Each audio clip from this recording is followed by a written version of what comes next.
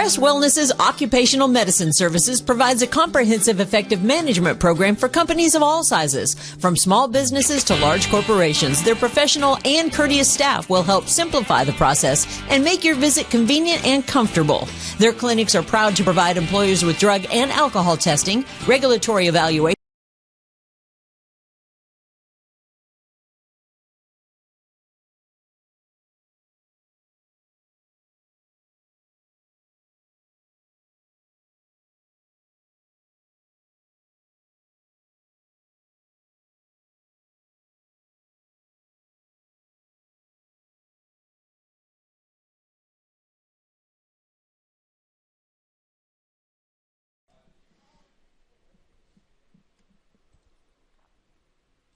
This is Ada Cougar Football, presented by the Chickasaw Nation. Ready!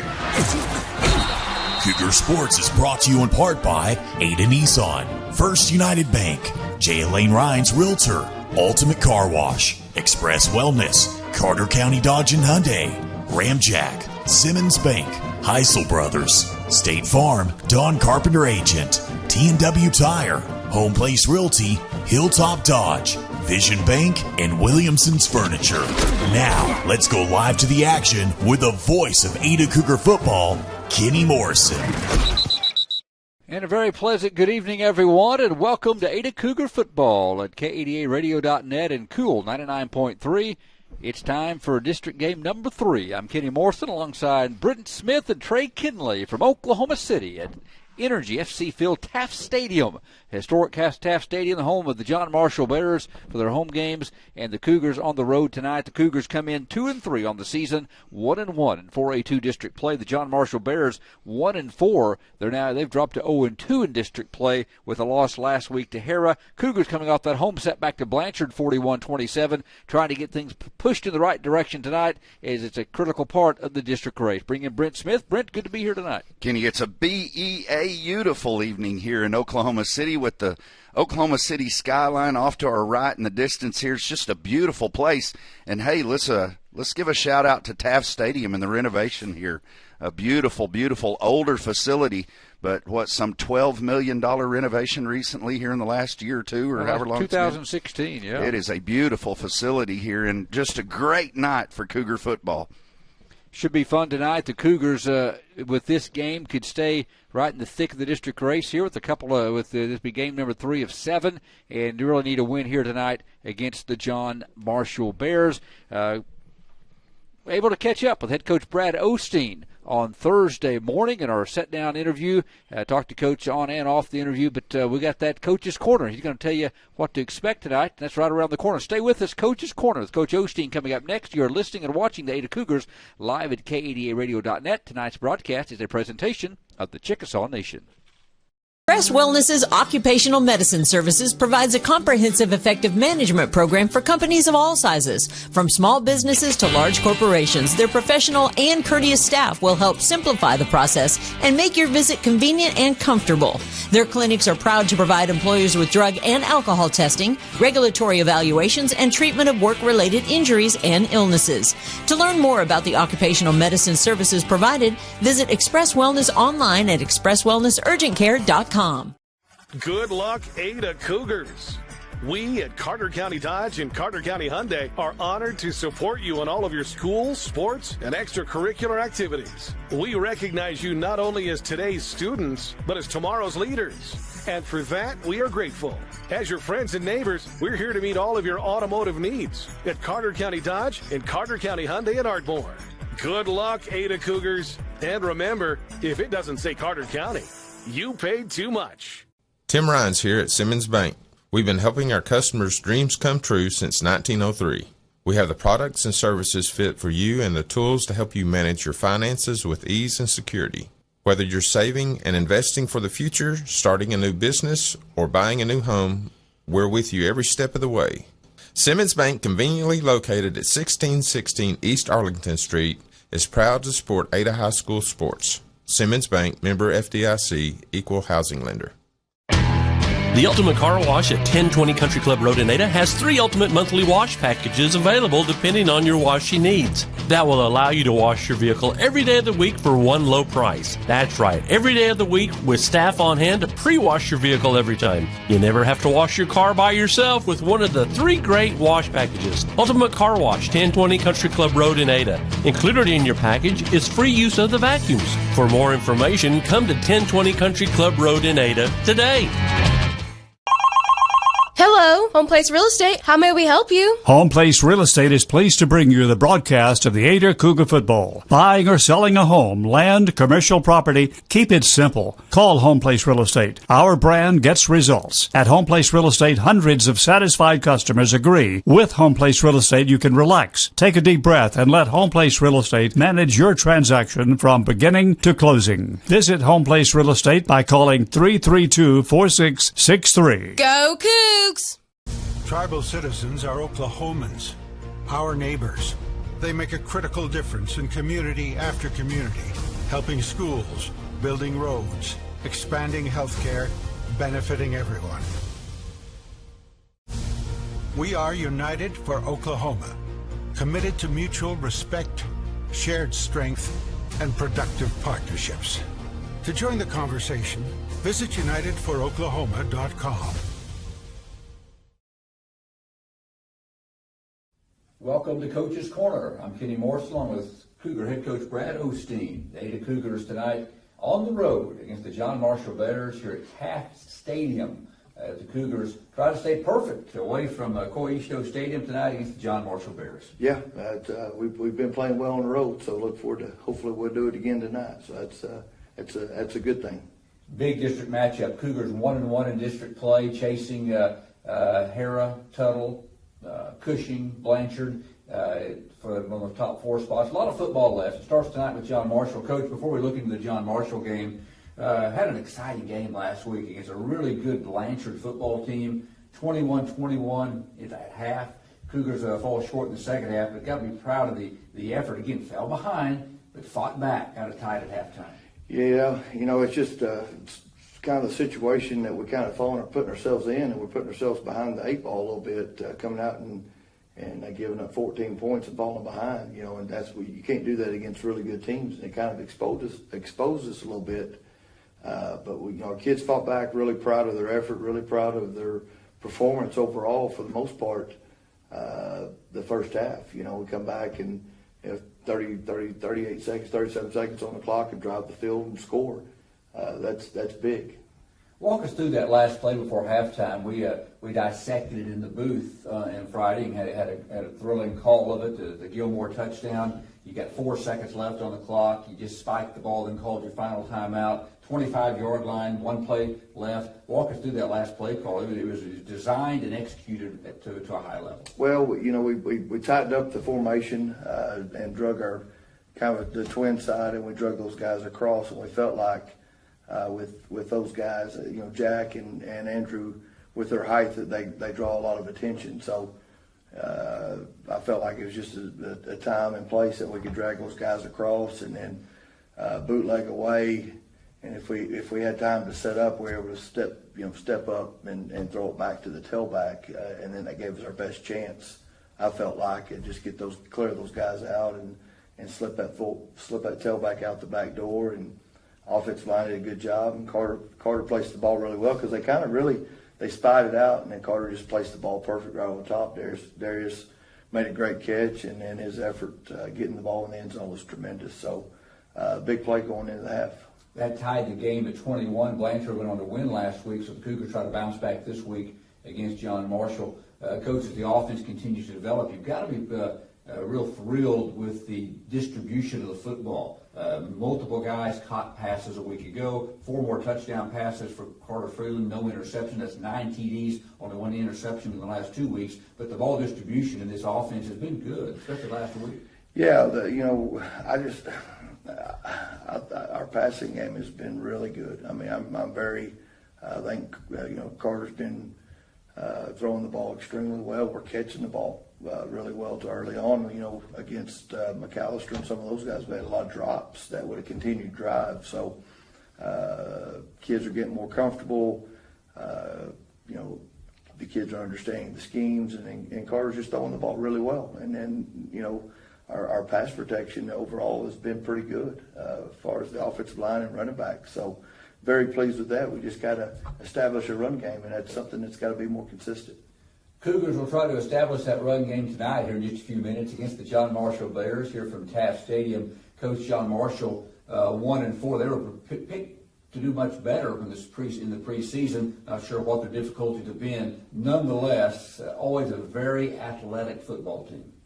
Yeah, they're very athletic in their skill positions. Defensively, this is the most athletic secondary we'll face. So they're going to challenge our receivers and challenge our passing game. So they're big up front. They're athletic up front. Their linebackers are pretty decent. They just kind of struggle being consistent like us. So they're a dangerous football team because they got a lot of athletes. And then offensively, their 4 receivers are as good receivers as we've seen. But they just, like I said, they're inconsistent, and we've got to take advantage of that. And then, up front is to me was on their offensive line is kind of their weakness because I don't think they do a really good job of establishing a run game, and I think we can get pressure on the quarterback and get to him quite a bit. So, biggest thing is we got to play better on 3rd and 4th down, and that's something that we got to do defensively. Is when it's 3rd down and 4th down, we got to get off the field defensively. Head coach Brad Osteen, Ada Cougars on the road at John Marshall tonight in 4A2 district play. Another beautiful night for football. Boy, let's knock on wood, but it's been a beautiful evenings on Friday so far, and another one tonight here at Taft Stadium, Coach.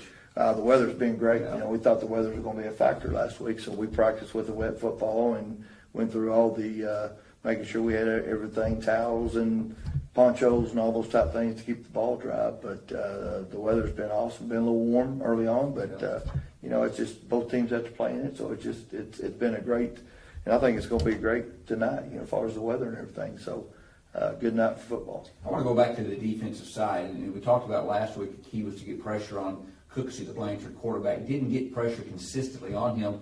And you've already mentioned that that's going to be one of the keys, it sounds like, against Kane Donovan and John Marshall. When a team spreads you out with 4 and 5, getting 4 or 5 wides at times, where does that pressure have to come from? Who has to win the battles? Well, it goes back to being able to control the line of scrimmage defensively, but we're going to have to be active up front, and we're going to have to bring some pressure, and we got to establish a pass rush, and then we got to understand that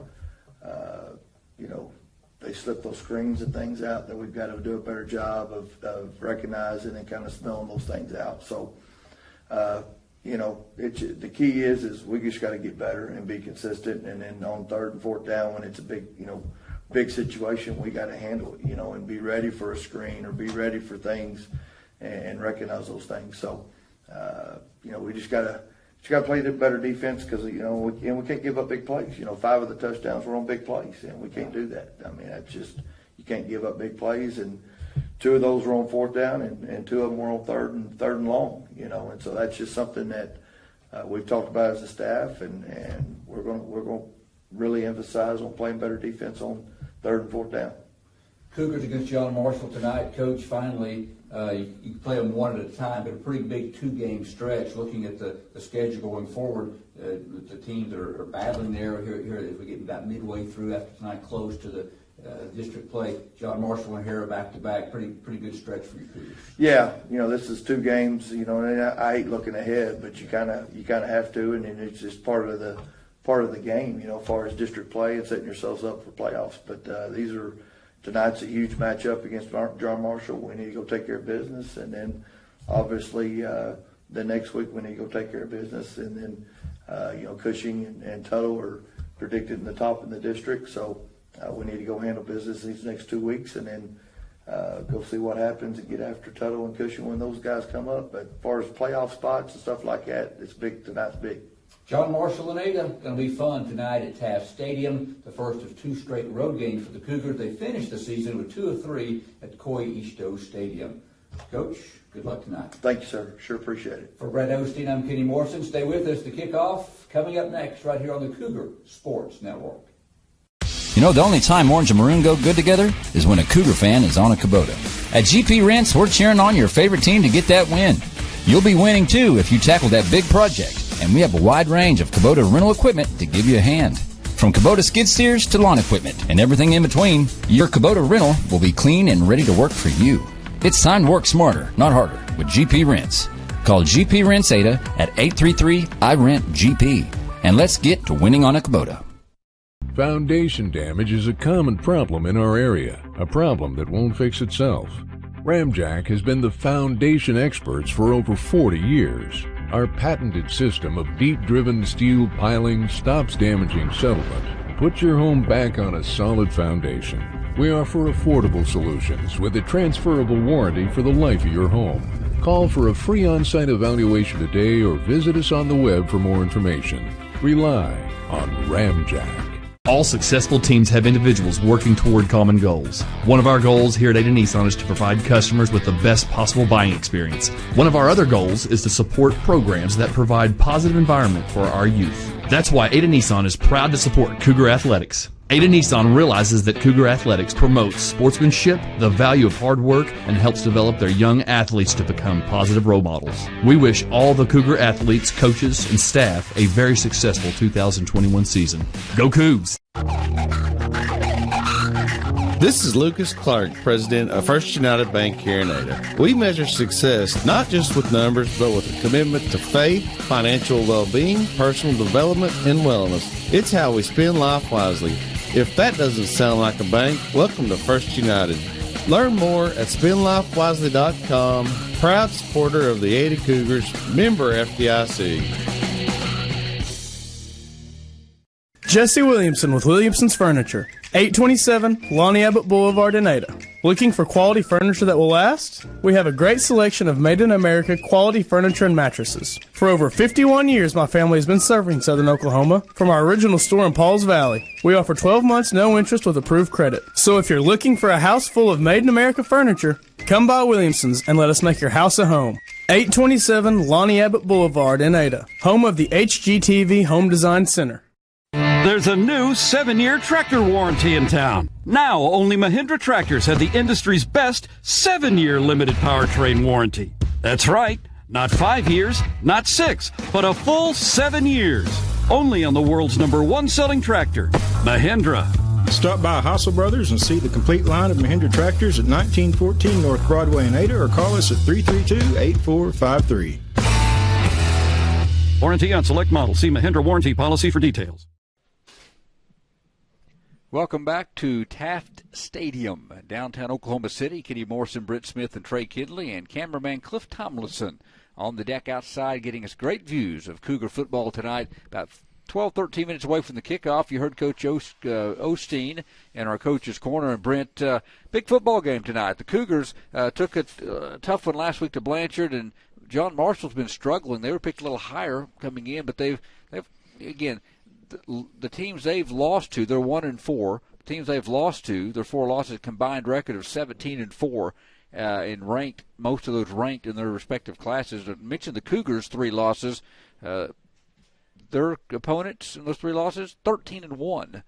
So 2 teams that have played a tough schedule, has similar statistics, pretty even football game. Plus the Cougars are a little short-handed for some guys that have played a lot this year. Yeah, Kenny, exactly right. And when you look at it, this district's just tough. There's no other way around it. Plus it's deep. To give you an example of one of those losses, in fact, I think of the 4 losses John Marshall has, there's really only 1 loss, Kenny, you can look at, and it's kind of a head-scratcher based on what we thought coming into the season, and that's last week against Hara. You know, Hara picked to finish 6th in the district.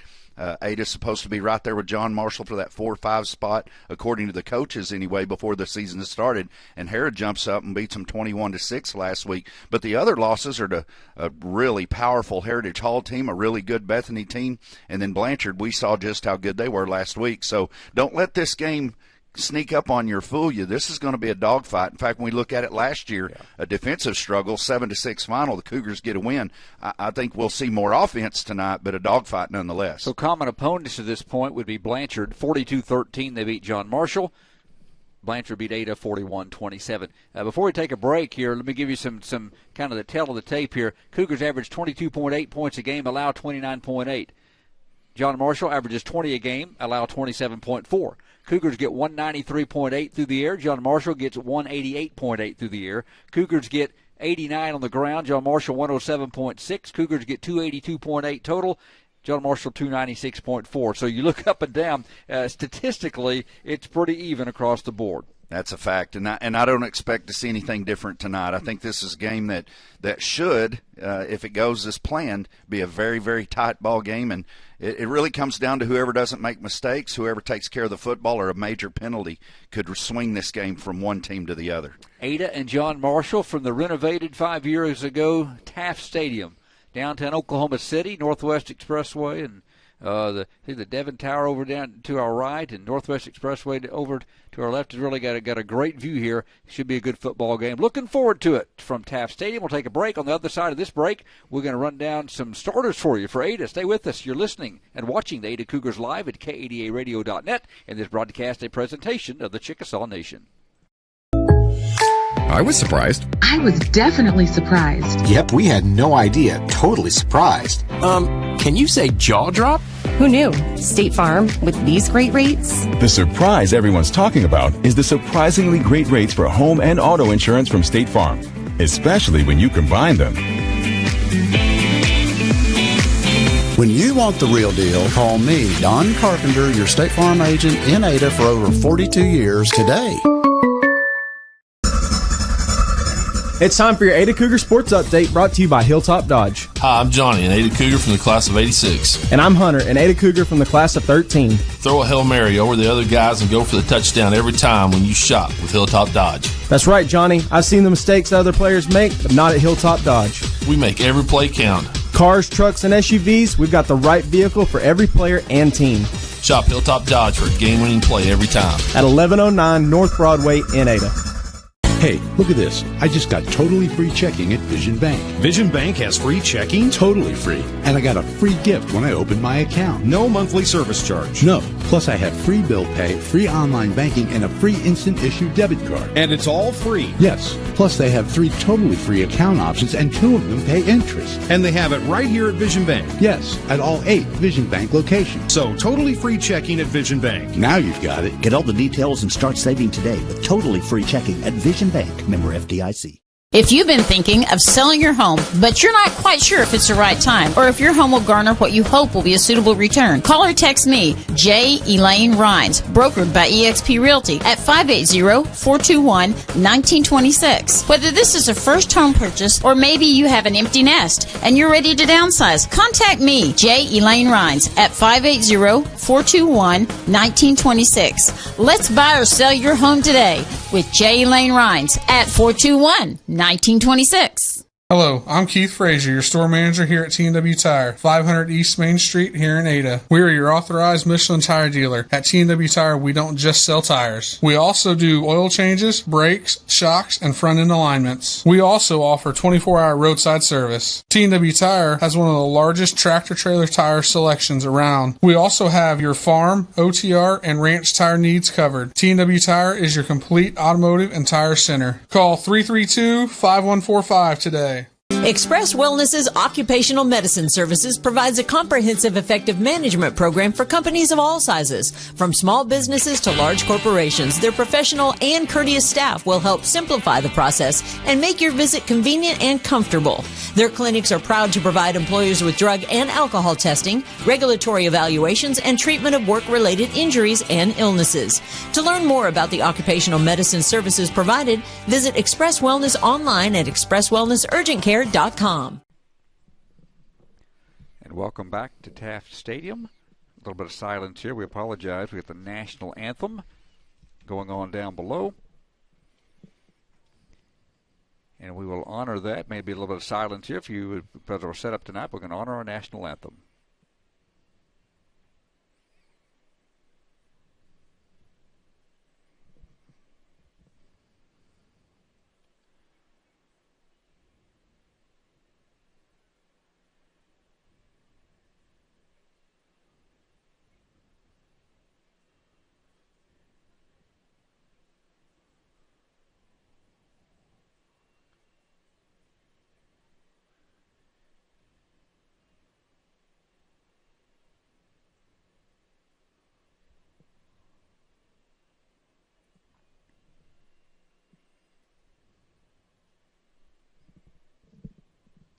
Thank you for your patience there with us. We apologize for a little bit of the silence, but our national anthem. We're in a great booth, air conditioning, enclosed, big time up here at Taft Stadium. But the noise level, hopefully we'll be able to pick up some crowd noise as we go on, Brent. But the national anthem being played below, we didn't want to interrupt that. The captains taking the middle of the field for the coin toss. It's Devin Jones, Tango McCauley, Shane Richard, and Charles Carter for John Marshall. For the Cougars, it's going to be Brogan Cochran, Sr., Trey Ivy, Sr., Nate Richardson, Sr., and Josh Murray. Cougars in their white uniforms, their maroon numerals as well. Let's go ahead and give you the Ada offensive starters first tonight. We'll run the defense down in just a bit as well. We'll have the coin toss down below.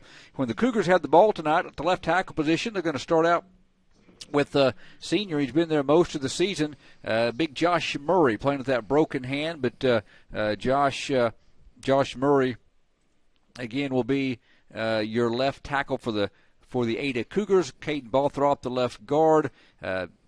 Jacob Thomas starting at center tonight. Dalton Weston out with an injury. Caden Whitehead, right guard. Stephen Caldwell will be or Jagger Caldwell, his dad. His dad don't think wants to play tonight. He'll call some play. Jagger Caldwell will be the right tackle. Andrew Hughes having a great year will be at the Z receiver. But Trey Ivy will be another wide receiver. Brogan Cochran will be a wing.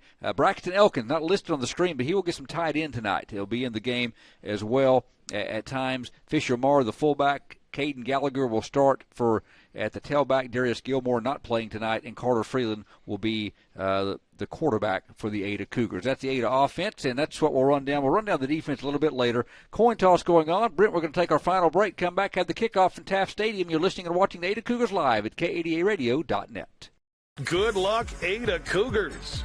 We at Carter County Dodge and Carter County Hyundai are honored to support you in all of your school, sports, and extracurricular activities. We recognize you not only as today's students, but as tomorrow's leaders. And for that, we are grateful. As your friends and neighbors, we're here to meet all of your automotive needs at Carter County Dodge and Carter County Hyundai at Ardmore. Good luck, Ada Cougars. And remember, if it doesn't say Carter County, you paid too much. Tim Rhines here at Simmons Bank. We've been helping our customers' dreams come true since 1903. We have the products and services fit for you and the tools to help you manage your finances with ease and security. Whether you're saving and investing for the future, starting a new business, or buying a new home, we're with you every step of the way. Simmons Bank, conveniently located at 1616 East Arlington Street, is proud to support Ada High School sports. Simmons Bank, member FDIC, equal housing lender. The Ultimate Car Wash at 1020 Country Club Road in Ada has 3 ultimate monthly wash packages available depending on your washing needs. That will allow you to wash your vehicle every day of the week for one low price. That's right, every day of the week with staff on hand to pre-wash your vehicle every time. You never have to wash your car by yourself with one of the 3 great wash packages. Ultimate Car Wash, 1020 Country Club Road in Ada. Included in your package is free use of the vacuums. For more information, come to 1020 Country Club Road in Ada today. Hello, Home Place Real Estate. How may we help you? Home Place Real Estate is pleased to bring you the broadcast of Ada Cougar football. Buying or selling a home, land, or commercial property, keep it simple. Call Home Place Real Estate. Our brand gets results. In the event you've been thinking about selling your home, but you don't know what it's worth, well, we've got an answer for that. Call Home Place Real Estate and we'll give you a free broker price opinion. Home Place Real Estate, 332-4663. At Home Place Real Estate, we put the real back into real estate. Go Cougs! Tribal citizens are Oklahomans, our neighbors. They make a critical difference in community after community, helping schools, building roads, expanding healthcare, benefiting everyone. We are united for Oklahoma, committed to mutual respect, shared strength, and productive partnerships. To join the conversation, visit unitedforoklahoma.com. You know, the only time orange and maroon go good together is when a Cougar fan is on a Kubota. At GP Rents, we're cheering on your favorite team to get that win. You'll be winning, too, if you tackle that big project. And we have a wide range of Kubota rental equipment to give you a hand. From Kubota skid steers to lawn equipment and everything in between, your Kubota rental will be clean and ready to work for you. It's time to work smarter, not harder, with GP Rents. Call GP Rents Ada at 833-I-RENT-GP. And let's get to winning on a Kubota. Welcome back to Energy Field, Taft Stadium in Oklahoma City. The Ada Cougars, the John Marshall Bears. The Ada Cougars have won the toss, deferred. John Marshall will receive, and they will start going from north to south. The Cougars will put it on the tee in just a moment down below. Our first quarter tonight brought to you by Brown's Pharmacy and Gifts, a proud sponsor of the Ada Cougars and providing the resources of a large company pharmacy with a small town service. It's in Ada's Arlington Center. That is Brown's Pharmacy. Brent, going to be a good football game. There are a lot of keys tonight. Cougars got to be better in the run game. Coach talked about that during my interview with him earlier.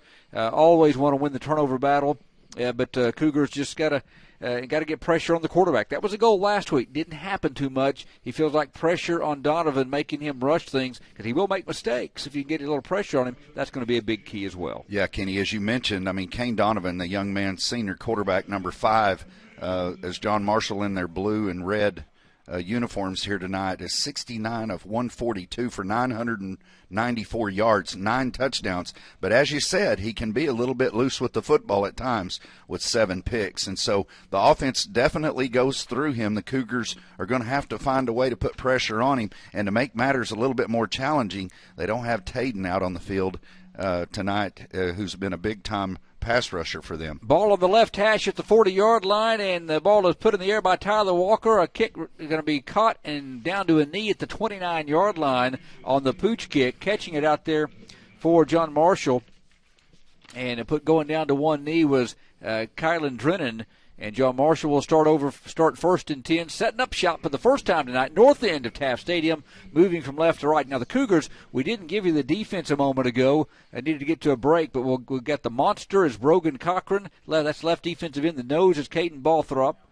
And McCourtney is the right defensive end, or the cat. Cougars will start in the nickel. That extra backer will be Xander Rhines against the pretty much a real pass-happy John Marshall team. 4 deployed, 2 right, 2 left. They run it on first down, a little bit of a crease, but then it's shut down in a hurry. Cougars got him at the 21-yard line. Nate Richardson from his linebacker position dives in, gets the running back, Devin Jones, and that's a gain of 2 to the 21. Yeah, Kenny, Devin Jones, a senior tailback, has 64 carries for 339 yards. When they do run the football, they like to go to him a lot.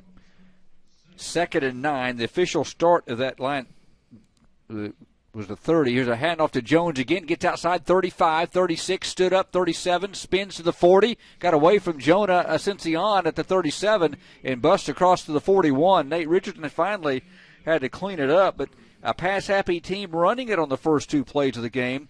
And, the Cougars quickly have to get set back up defensively because they want to run it in a hurry. They hand it off to Jones on the quick snap, and Maddox got him in the backfield. Cochran back there to help out as well. And the Cougars got lined up quickly, Brent, because of the fast-paced offense, and get the running back that time for a 2-yard loss. Yeah, they went up to the line of scrimmage, Kenny, very quickly. And here we talked about being pass-happy, 3 straight runs to start the football game. Similar to what we saw last week at Blanchard. Makes you wonder if some of these teams scout Ada a little bit. But shout out to Brogan Cochran on that play right there, as he didn't make the tackle but disrupt the timing of the play as he got in the backfield quickly. 2nd and 11. Jones has rushed this season 339 yards, averages 5.3 per carry and a couple of touchdowns. Gets it again, running right, and George Maddox turns him back inside beautifully, turning him right back into the teeth of the defense for Ada. Caden Gallagher cleaned it up, but that's nothing that time to the 40.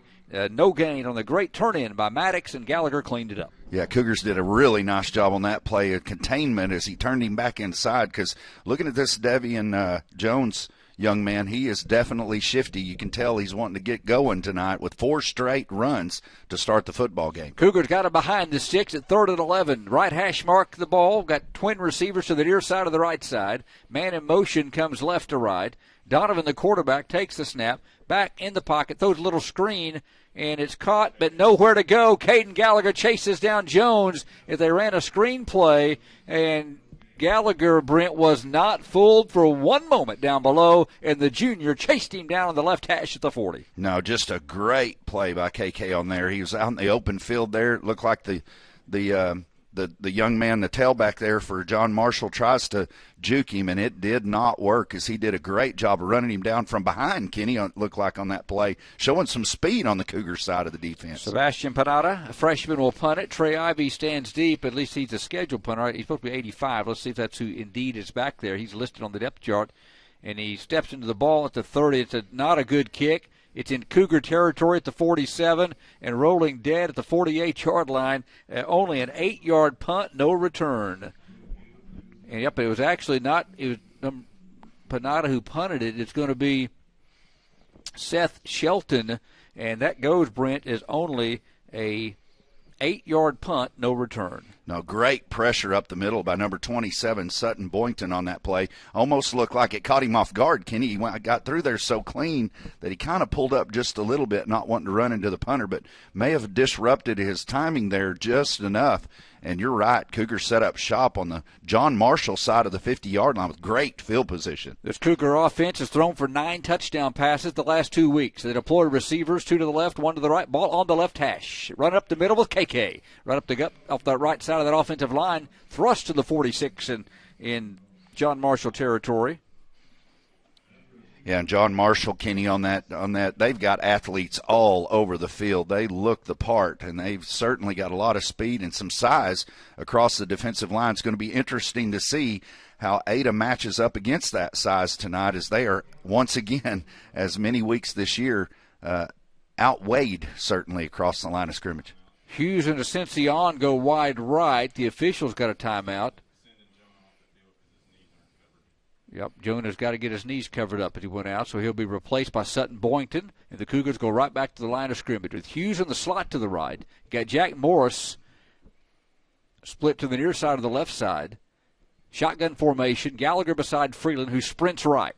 Looks to get outside the pocket, fires, and it's caught. Great pass to Hughes, 35-yard line, and a beauty as Freeland gets outside the pocket and found Hughes coming from that slot position, cut to the sideline, and Freeland put it on the money for a gain of 11 and a Cougar first down. That's just a great play, Kenny, by Carter Freeland as he feels the pressure coming from the lead tackler of the John Marshall Bears, number 25 senior Charles Carter. Had a beeline on him, trying to run him down from behind, but just a great throw and catch out there, and the Cougars are on the move. Freeland threw for 257 and 4 TDs last week. For the season, thrown for 12 touchdowns. They handed off to Gallagher up the middle, right over the center, then cuts to the left and is brought down by Shane Richard. The ball at the 33-yard line. KK got a couple. Yeah, it looked like KK may have had a little bit of a step there, but John Marshall showing their team speed there. And number 11, as you said, Shane Richard makes a nice play there. If he doesn't make that play, there was a lot of green to the left side of the offensive line on that play. Gallagher's galloped for 88 yards on 29 carries, averaging 3 per tote this season. Xander Rhines is in there. It'd be Rhines and Gallagher sharing that time at running back with Gilmore out. Out of the gun, they hand it to Rhines, trying to get to the corner, coming near side toward the John Marshall sidelines, and he's knocked out of bounds and knocks a staff member down on the John Marshall bench near side. Got him at the 34. Didn't get much there. He lost a yard. He did. Yeah, Xander, of all the players there, has got great speed, as we know, Kenny. We've seen that demonstrated several times over the last couple of years. But John Marshall, especially the short side of the field there, able to show their team speed and make a tackle. And the Cougars now are in a long situation here with a 3rd and about 9, but looked for a 2-down territory here. Fisher Marth, the sniffer back position. Twin receivers right. Freeland rolls that way. Has some time. Gets outside the pocket. Comes back left. Trying to look. Got all kinds of real estate. The defense closes in. Lets it fly. Throws it up for grabs. Incomplete. Well, when in doubt, throw it up for Hughes or Morris. That time it was Morris at the 5-yard line. Good coverage that time by John Marshall as Freeland went right. No one there. Came back left, trying to ad lib, and the pass goes incomplete. Yeah, Kenny, I was watching downfield. Number 11, Jack Morris, actually trying to get free there. The John Marshall cornerback probably got away with the hold there. If you watch it back on the replay, kind of had a handful of jersey, but was able to get back into there, and Carter throws the ball up there for grabs, as you said, and it falls to the turf incomplete, and the Cougars are going to punt the ball here and try to pin John Marshall deep. From the 34-yard line in John Marshall territory on 4th and 9, Hughes takes the snap. It's one hopped. His punt is blocked and recovered by John Marshall at the 44-yard line. The low snap caused that one and it was blocked, and it was blocked by Shane Richard, and John Marshall will take over. Not good field position, but a block punt at least didn't result in something deep in Cougar territory. But to be 1st and 10 for John Marshall, the ball will rest at the 8 of 44-yard line. Yeah, there's a flag on the play, Kenny, but it's going to be against the Cougars. It looks like an illegal procedure, either a lineman issue, having enough guys on the line of scrimmage there. But Coach talked about it in his coach's show that they're very athletic and very speedy. In fact, it was interesting, the quote that we saw in Jeff Calley's story in the Ada newspaper where he said, we're going to have to find some speed on the field tonight. And once again, that speed showed up right there by getting to the punter in a hurry for a block punt and sets John Marshall up a great field position. All right, Cougars defensively come up. We'll set their defense again in a moment for you. Man in motion, they're going to show a bubble screen to Jones out in the left flat 40, in space 45. Gallagher hits him at the 50. He lunges to the 49. See that play coming. They just see him in that kind of arcing motion from right to left, ready for that bubble. And as he caught it out on a swing pass, and they got to the 8 of 49-yard line, a gain of 7. Yeah, Devin Jones, they throw the ball backwards, which is a little bit dangerous, Kenny. If he drops the ball, it's considered a fumble, but nonetheless, also you might watch that to see if they have a tailback pass later. Sutton Boynton in the game. It looks like at a safety position. Here's a handoff coming right, breaking a tackle. Ball's on the turf. Ada's broken. Cochran's got it at the 45-yard line. Nate Richardson reached in and stripped the football from Mikel Jackson as he was coming right on the run. Richardson the strip. Cochran the recovery, and the Cougars get it back in their own territory at the 45. They're now +2 in the turnover differential for the season, and a big one here in the first quarter. That's a big-time play, Kenny, as the momentum had definitely shifted to the Bears' side of the football with the block punt. But, again, Cougars do a nice job of pursuing there and trying to contain that speed, knock the ball loose, and now the Cougars set up shop at the 45 with great field position. So after the block punt, really, I guess the block punt's not considered officially a turnover, but nonetheless worked like that. But the Cougars neutralize it real quick and get the football back. Ball's placed on the left hash mark. Got twin receivers left, a single wide right. Freeland takes the snap, hands it to Rhines. He's met at the line of scrimmage, but lunges forward to about the 47-yard line. Brought down by Julius Bell. The defensive back position shot inside to get him a 2-yard run for Xander. Yeah, Xander, he's a speed guy, but he's also showing some toughness there as he's hit at the line of scrimmage and kind of bulldozes the line of scrimmage forward for a couple, and so turns something positive out of something that looked like there wasn't much there. Trey Ivy bringing into play. Tango McCauley, 6 foot 255. Tolles, 5'9", 255. Creighton Sandersfield, 6'2", 205. The front guys, and also they make a lot of substitution. They got one of the big guys. Here's Freeland rolling, throwing it. Got Hughes just outside the right hash, the 43-yard line, and he's brought to the ground by Drennan. But a nice pickup again, getting Freeland out of the pocket, and found Andrew Hughes for a gain of 10 yards and a first down at the 43 in John Marshall territory. Just a great throw by Carter Freeland, and a great job with Andrew holding on to the balls. That was a big-time hit. He took a big-time shot there by number 17, Kylan Drennan, but a nice job of securing the football and taking care of it, showing his toughness, Andrew Hughes. 25th catch of the year. It should put him right at the 500-yard mark in reception yards already for the season. Cougars have 4 men to the left of the formation, and I think illegal procedure against Ada. Fisher Mara came from right to left to line up. They had trip receivers left. Ball setting on the right hash mark, but a penalty against the Cougars moves them back 5. Yeah, Fisher Marr just kind of flinched before he went into motion there, and I think they saw that and threw the flag. I'm pretty sure that's what it kind of flinched his shoulders and then kind of took off, hesitated there, and it took it warranted the yellow flag there and a 5-yard penalty. Junior Sutton Boynton leaves the game. He'll be bringing in the play will be Trey Ivy. Setting that again, a lot of speed for John Marshall. We'll set that in a minute. Cougars quickly come to the line of scrimmage. 3 receivers, 2 left, 1 right. Handed off up the middle. Ryan busting to the secondary. 40, 35, stood up, first down. He took a hit, but rumbled to the 33. Boy, he exploded up the middle for a gain of 15 to the 33 and a Cougar first down. Boy, every time Xander Rines touches the ball, you just kind of hold your breath if you're on the defensive side of the ball. As a Cougar, you love it. He shows his speed there and gets that 15 yards up there, and just a great hole by the offensive line. And Kenny, boy, the safety there for John Marshall, he's laid on two pretty big licks, pretty physical hits in this series. Jacob Thomas helped open that hole up, the sophomore getting the start tonight. Again, they're going to hand it off, and I think he tripped over Carter's foot maybe down below, and a handoff to KK up the middle. As he stumbled before he could get started, the ball marked back to the 34 for a yard loss. Yeah, Cougars are pounding the interior of the line there, which is a little bit of a surprise when you look down there and you see a nose guard for John Marshall. He's a very tiny 6 foot, 340 pounds, and on that play there was a little bit of a crease there, but they get their feet tangled up and lose a yard.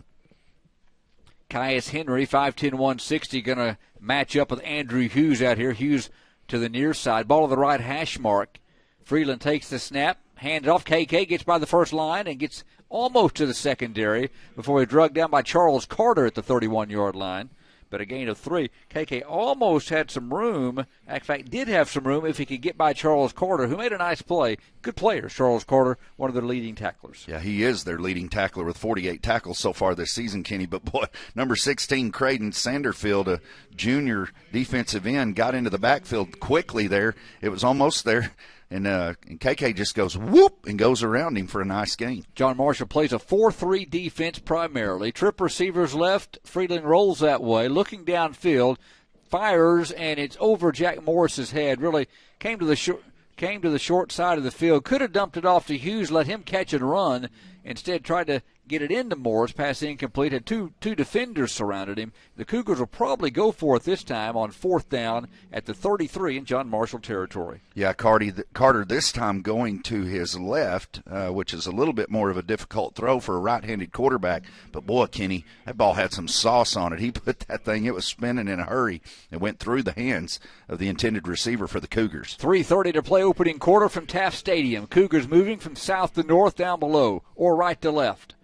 And we got a man jump into the neutral zone, going to make this a little bit easier for the Cougars. Their big guy, Anthony Reyes, 6 foot 340 from the tackle position there, Brent, into the neutral zone, 5 yards. Now opens up the playbook a bit from the 26. You got 4th and 3. One of the things, Kenny, looking back on last year's matchup with John Marshall and that defensive struggle that we talked about, 7-6 final where the Cougars won, John Marshall, if I remember right, made a lot of mistakes. They were penalty happy at times, kind of done some things like that, and we see that there. And now it's a very manageable 4th and 3 or a long 3, short 4 for the Cougars. From the 26, twin receivers right, man in motion is Hughes, and they fake the jet sweep. Freeland going to sprint right again, looking, got to get rid of it, fires, and it's caught. Fisher Marr at the last minute. Freeland running out of real estate. Marr sat down inside the 20. Again, took a bump, but he held on. And that young man at our luncheon, at the quarterback club luncheon on,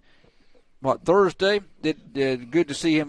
What a good young man. Stepped in there, made a 10-yard reception, and a Cougar first down on a 4th down. That's a big-time conversion, and that's just a sophomore, ladies and gentlemen, going to spend the next 2.5 years watching him play. And Kenny, another big-time physical hit. Number 24, Julius Bell. We've seen about 3 of the most physical hits we've seen all season. Trip receivers left. Freeland going to roll left. Throw it in the flat to Jack. Morris catches at 18, cuts back inside. Nice move. Grabbed down by the face mask or maybe just the pads.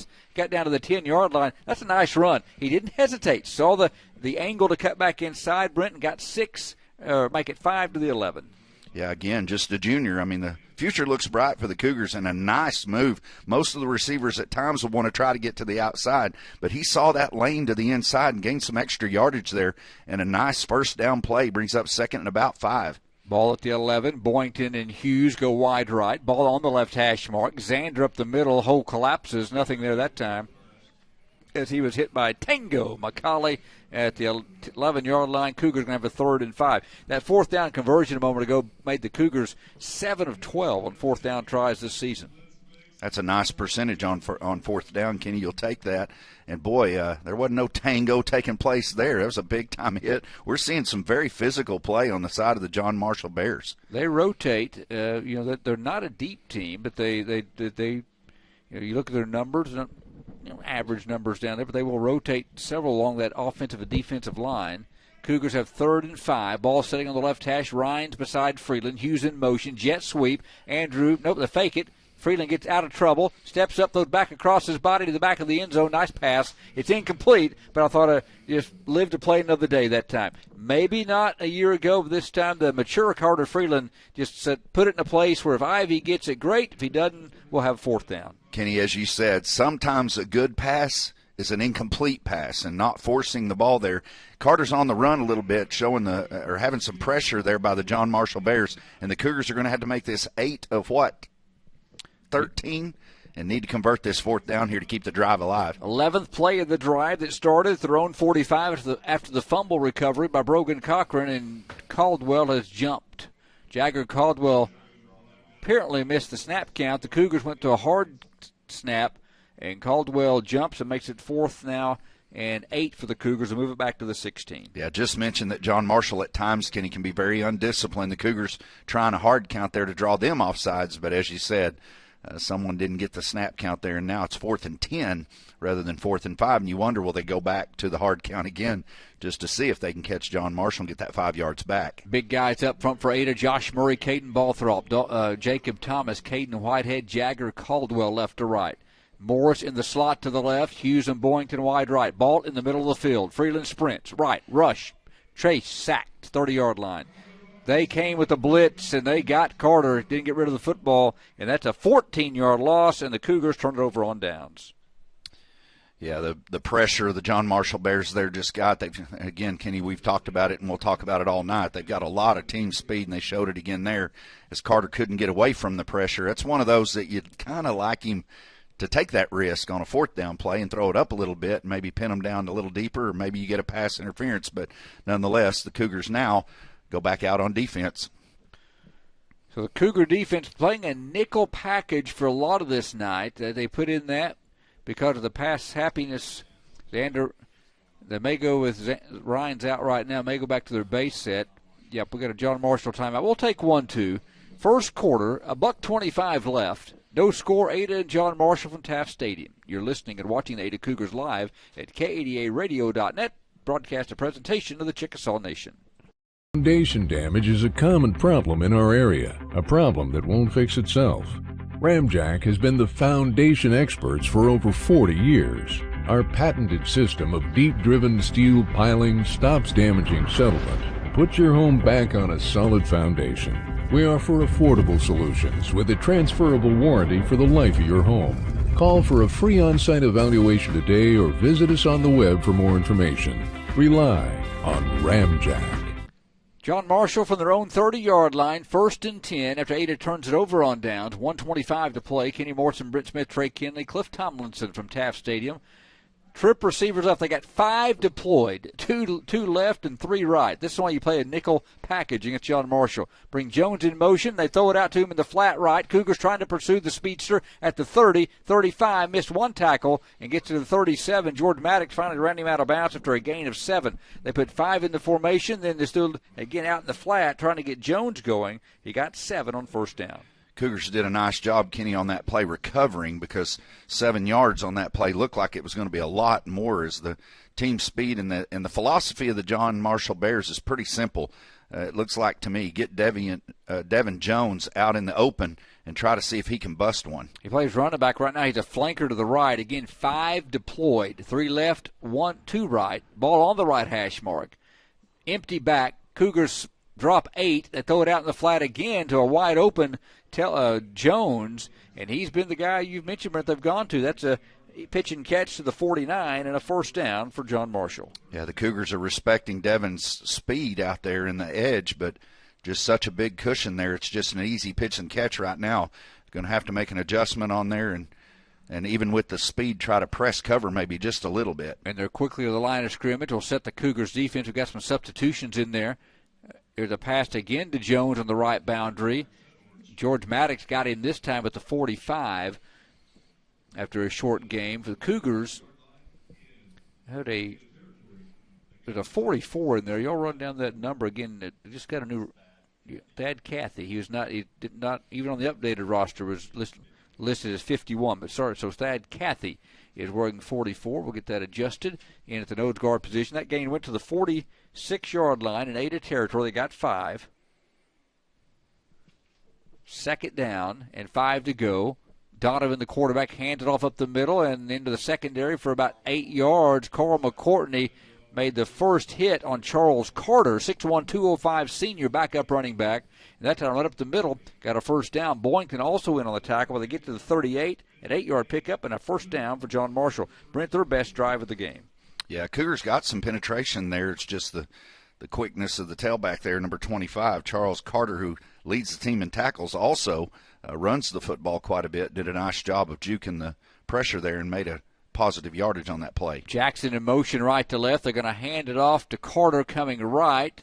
Gets to the sideline and is finally knocked out of bounds. Sutton Boynton got enough helmet on him to get him a little bit off balance, but Carter able to get to the 32-yard line, it looks like, where they're going to mark it. That'll be a gain of 6. Carter a little bit bigger back than Jones. Brings a little more brute strength to the running game. Yeah, he certainly does. And on that play there, it looked like he kind of stepped out of bounds, almost gave up on the play a little bit early. If he had been able to stay in bounds there, had some green down the sidelines there, but the Cougars get him stopped. And Cougars going to have to stand up on the defensive end. Donovan to Carter. George Maddox slides down. Nate Richardson helps out. And the ball goes to the 32-yard line. Or the 27-yard line. A gain of 5, and that's going to be a first down on the handoff to Carter. John Marshall has a nice 1-2 punch in the backfield. Kenny, we've talked about Devin Jones and his quickness, and then you bring in Carter, the senior, number 25, and on that play is a good example of that. Looked like he was stopped at the line of scrimmage, but is able to run through the tackle there and get positive yardage and get the first down. Reed Sampson, the left cornerback. Andrew Hughes, the right corner. They're going to be tested tonight. Hand off to Carter, weaving left, and this time Balthrop from the nose guard position reaches in and grabs him, and a host of Cougars show up, but Caden Balthrop made the initial hit to bring the Carter down at the 26-yard line as Balthrop led the way. They're going to mark it at the 25. A 2-yard run ends the first quarter. So we'll start the second quarter as we had last year in Ada and John Marshall, scoreless after 1. Cougar football. You're listening and watching the Ada Cougars live at KADARadio.net. Tonight's broadcast a presentation of the Chickasaw Nation. Second quarter action after this timeout. Successful teams have individuals working toward common goals. One of our goals here at Ada Nissan is to provide customers with the best possible buying experience. One of our other goals is to support programs that provide positive environment for our youth. That's why Ada Nissan is proud to support Cougar Athletics. Ada Nissan realizes that Cougar Athletics promotes sportsmanship, the value of hard work, and helps develop their young athletes to become positive role models. We wish all the Cougar athletes, coaches, and staff a very successful 2021 season. Go Cougs! Welcome back to Taft Stadium. 1 quarter in the books. Hey, if you say, we sound like we're in a tunnel.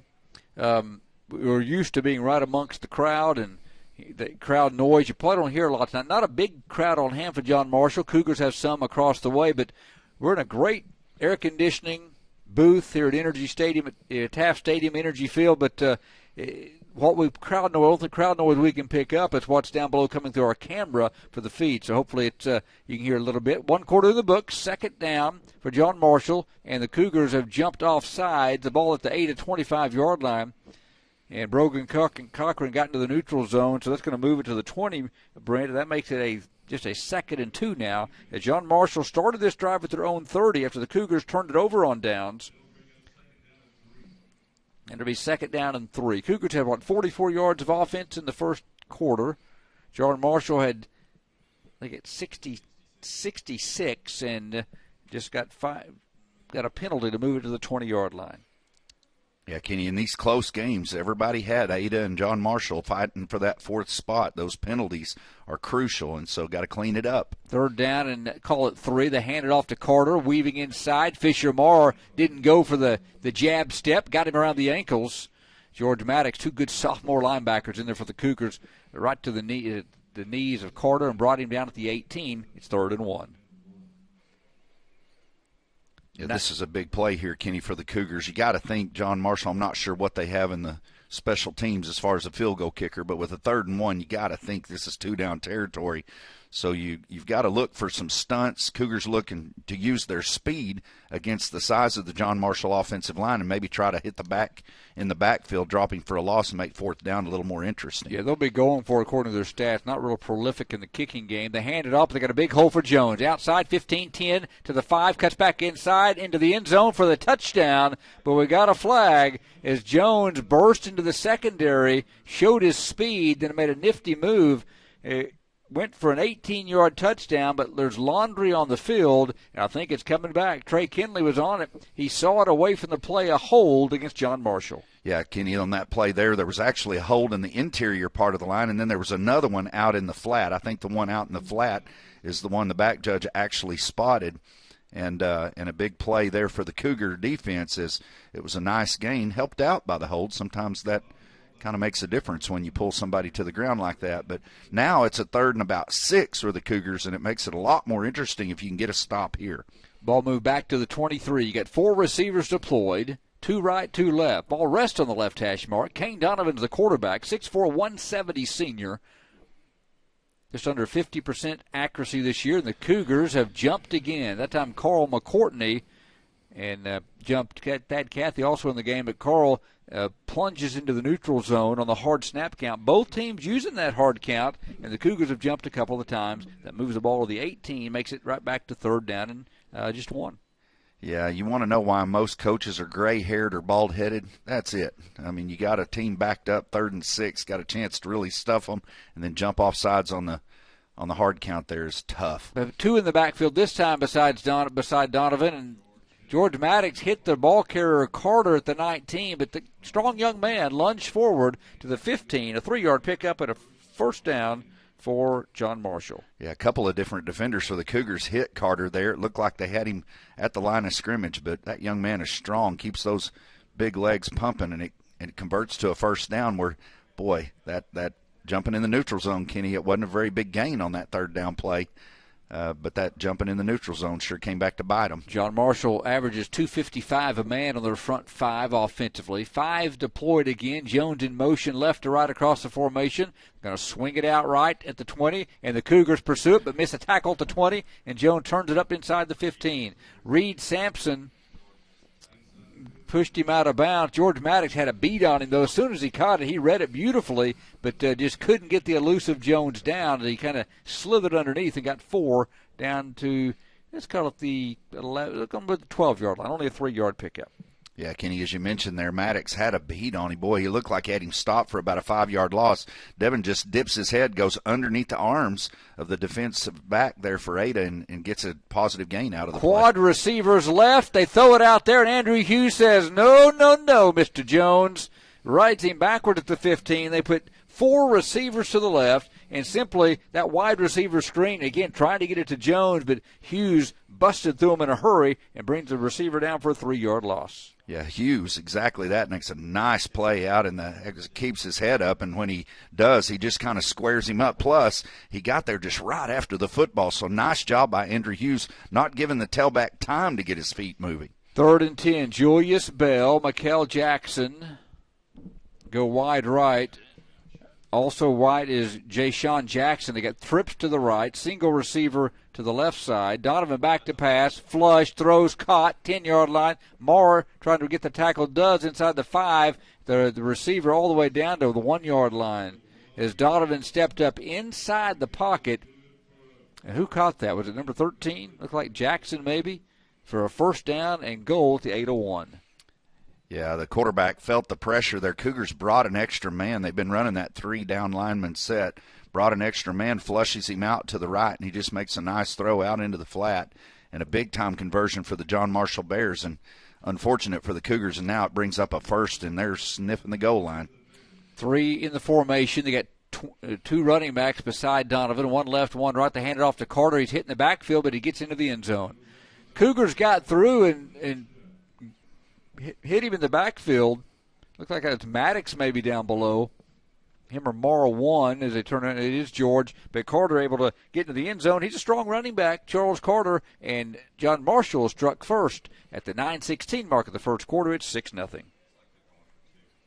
Yeah, it looks like Kenny here, depending on what they're planning. It looks like they're bringing the quarterback out, going to go for 2 on this play, and so take note of that. If they need an extra point or a field goal, it might be something that their special team struggles just a little bit, but they're going for 2.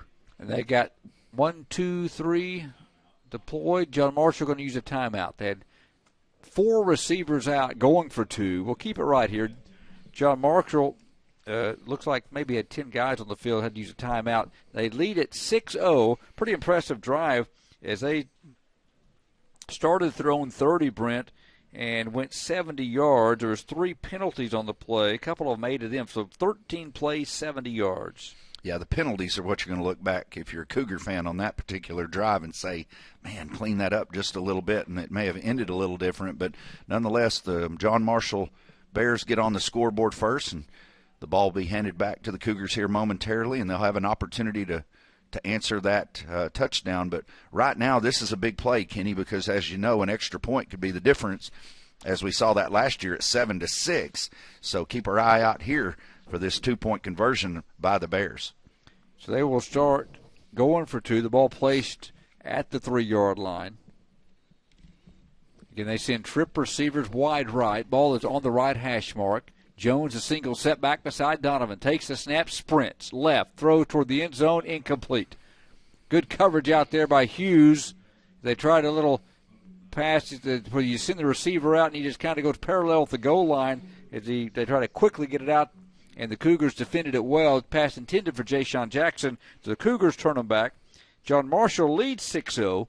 9:16 to play in the second quarter. You're watching and listening to the Ada Cougars at KADARadio.net. Back after this timeout. Successful teams have individuals working toward common goals. One of our goals here at Ada Nissan is to provide customers with the best possible buying experience. One of our other goals is to support programs that provide positive environment for our youth. That's why Ada Nissan is proud to support Cougar Athletics. Ada Nissan realizes that Cougar Athletics promotes sportsmanship, the value of hard work, and helps develop their young athletes to become positive role models. We wish all the Cougar athletes, coaches, and staff a very successful 2021 season. Go Cougs! John Marshall goes 70 yards, took 13 plays, only 4 minutes and 10 seconds. They play fast. They lead 6-0. The Cougars turn them back on the 2-point conversion attempt. So Ada will get the football. Ada has had a couple of drives, but have not converted yet. And deep for the Cougars will be Andrew Hughes, flanked by Rhines and Gallagher. John Marshall will kick off from the south end at their own 40-yard line. Line drive kick to Hughes at the 7. Coming right, hash, 20. Cuts up inside 25. Boundary to the 32-yard line and drag out about 25-yard return as he's drugged down by Shane Richard at the 32. But a nice return of 25 yards for Andrew Hughes. He came into the game, was pretty effective in the return game for Ada. 7 for 131, averaging 18.7. Bested that one, officially 24-yard return to the 31. Yeah, that's something that's been rare, Kenny, this year in high school football. It seems like everyone's using the little pooch kick anymore, trying to see if they can't get an extra offensive possession. But John Marshall does the traditional kick it deep, and Andrews has an opportunity. And I'd like to say it's a good thing number 11, Shane Richard, made the tackle when he did, because it looked like Hughes had a seam there, and possibly an extra step might have been a big gain. On first down, Freeland fakes the handoff, throws into the flat. Ball caught by Morris, spins away from a tackler. Good strong run by Morris trying to lunge forward. Drennan's got him, and they're going to mark forward progress to the 40, a gain of 9 on first down, and just a quick hitter to Jack Morris. Yeah, one of the things that you can do to neutralize the speed of the John Marshall Bears is quick passes, and that's exactly what we saw there. Nice pitch and catch, and if a missed tackle takes place with the pressure that John Marshall continues to bring, look out. It could be a big play for the Cougars. Morris caught 4 for 53 last week, 3 on that drive right before halftime, 10 for 139 for the season, 13.9 per catch and a touchdown. 2nd and 1, KK gets the fake. They throw it out to Hughes in the flat, 50-yard line, Cougar first down. He's drugged to the ground by Devin Jones, but there's a nice pitch and catch to Andrew for 10 more and a Cougar first down. Little play action for Ada. Andrew Hughes, another reception, his 3rd of this game. Cougars have it on the right hash mark, moving north to south through midfield at Taft Stadium. Down 6-0, second quarter, 8:10 to play. While we have a moment, I will say that we have an interview coming up at halftime. I was able to sit down with Ada Superintendent Mike Anderson this week, and we're going to hear from him. Got some nice things to say about the football team, athletic programs, and also the big bond issue that passed a few weeks ago. That's coming up at halftime. Here's a handoff up the middle. KK lunging forward across the left side of that offensive line behind Jacob Thomas, Caden Balthrop, Josh Murray, brought down by Charles Carter as KK to the 48-yard line, got a couple. Yeah, Cougars keeping John Marshall keeping them consistent there when they take that running play there and try to set something up. Watch for the play-action fake off of that, Kenny, later in the football game. And the way John Marshall's really crashing the line of scrimmage, we might see Andrew Hughes down the seam wide open for a play later. Boynton, Morris, Hughes all go wide left. The ball right in the middle of the field. Rhines is beside Freeland. They bring Hughes in motion left to right. Jet sweep, Andrew, they've got him. Nowhere to go, and they run him out of bounds. Back in Cougar territory, as that time Sean Powell and Caius Henry all over Andrew. They tried the jet sweep coming left to right, lost a couple. It'd be third down for Ada and 10. Yeah, John Marshall just really shows their team speed on that play there. I mean, if anything east and west, Cougars without some big-time blocks are going to have a difficult time moving the ball up the field on those type of plays. But John Marshall's just got a lot of team speed on the defensive side of the football. I said 3rd and 10. It was actually a 6-yard loss back to the 46, so it makes it 3rd and 14 from the 46. Cougars behind the chains, trips to the left. Freeland going to roll that way, looking downfield. Got a man open deep, didn't see him, and runs it instead to the 48. Boy, breaking free, looked like was Trey Ivy down the left boundary, and Carter had already committed to turn it upfield to go to the 49 in John Marshall territory, then slid to the ground after a gain of 5. Oh, Kenny. If you could say on that play, because you're exactly right. Trey Ivy's running down the sideline, waving his arm, trying to get the attention of Carter. Carter feeling the pressure there, kind of takes off with it and brings up a Cougar big 4th down play here. But, oh, my goodness, he did. He broke free there. It would have been a big-time play. Hughes will punt it. Had his first punt attempt blocked. He has 17 punts coming in, averaging 29.3. His long of the season has been 49. And John Marshall's going to burn a timeout. Too many men on the field before they got penalized. So the Cougars have 4th and 9, Brent, at the 49 in John Marshall territory. The offense not able to get untracked as it has the last couple of weeks when they had 27 against a good Blanchard team, 41 at Tecumseh. They've thrown 9 touchdowns in the last 2 weeks. So far, John Marshall has been able to keep the Cougar receivers in front of them, except on that last play, which if Carter can see Ivy going down the sidelines, is probably 6. Yeah, a little bit of a surprise to me, Kenny. I really expected Ada, with the offensive output that they've had over the last several weeks, to continue that here tonight. But give John Marshall credit. They're showing a lot of that team speed on the defensive side of the football in particular, and the Cougars have had a difficult time of giving Carter enough time to find the Trey Ivies running down the sidelines wide open. And as you said, that could have been a big play. They're going to watch that on film later and go, ugh.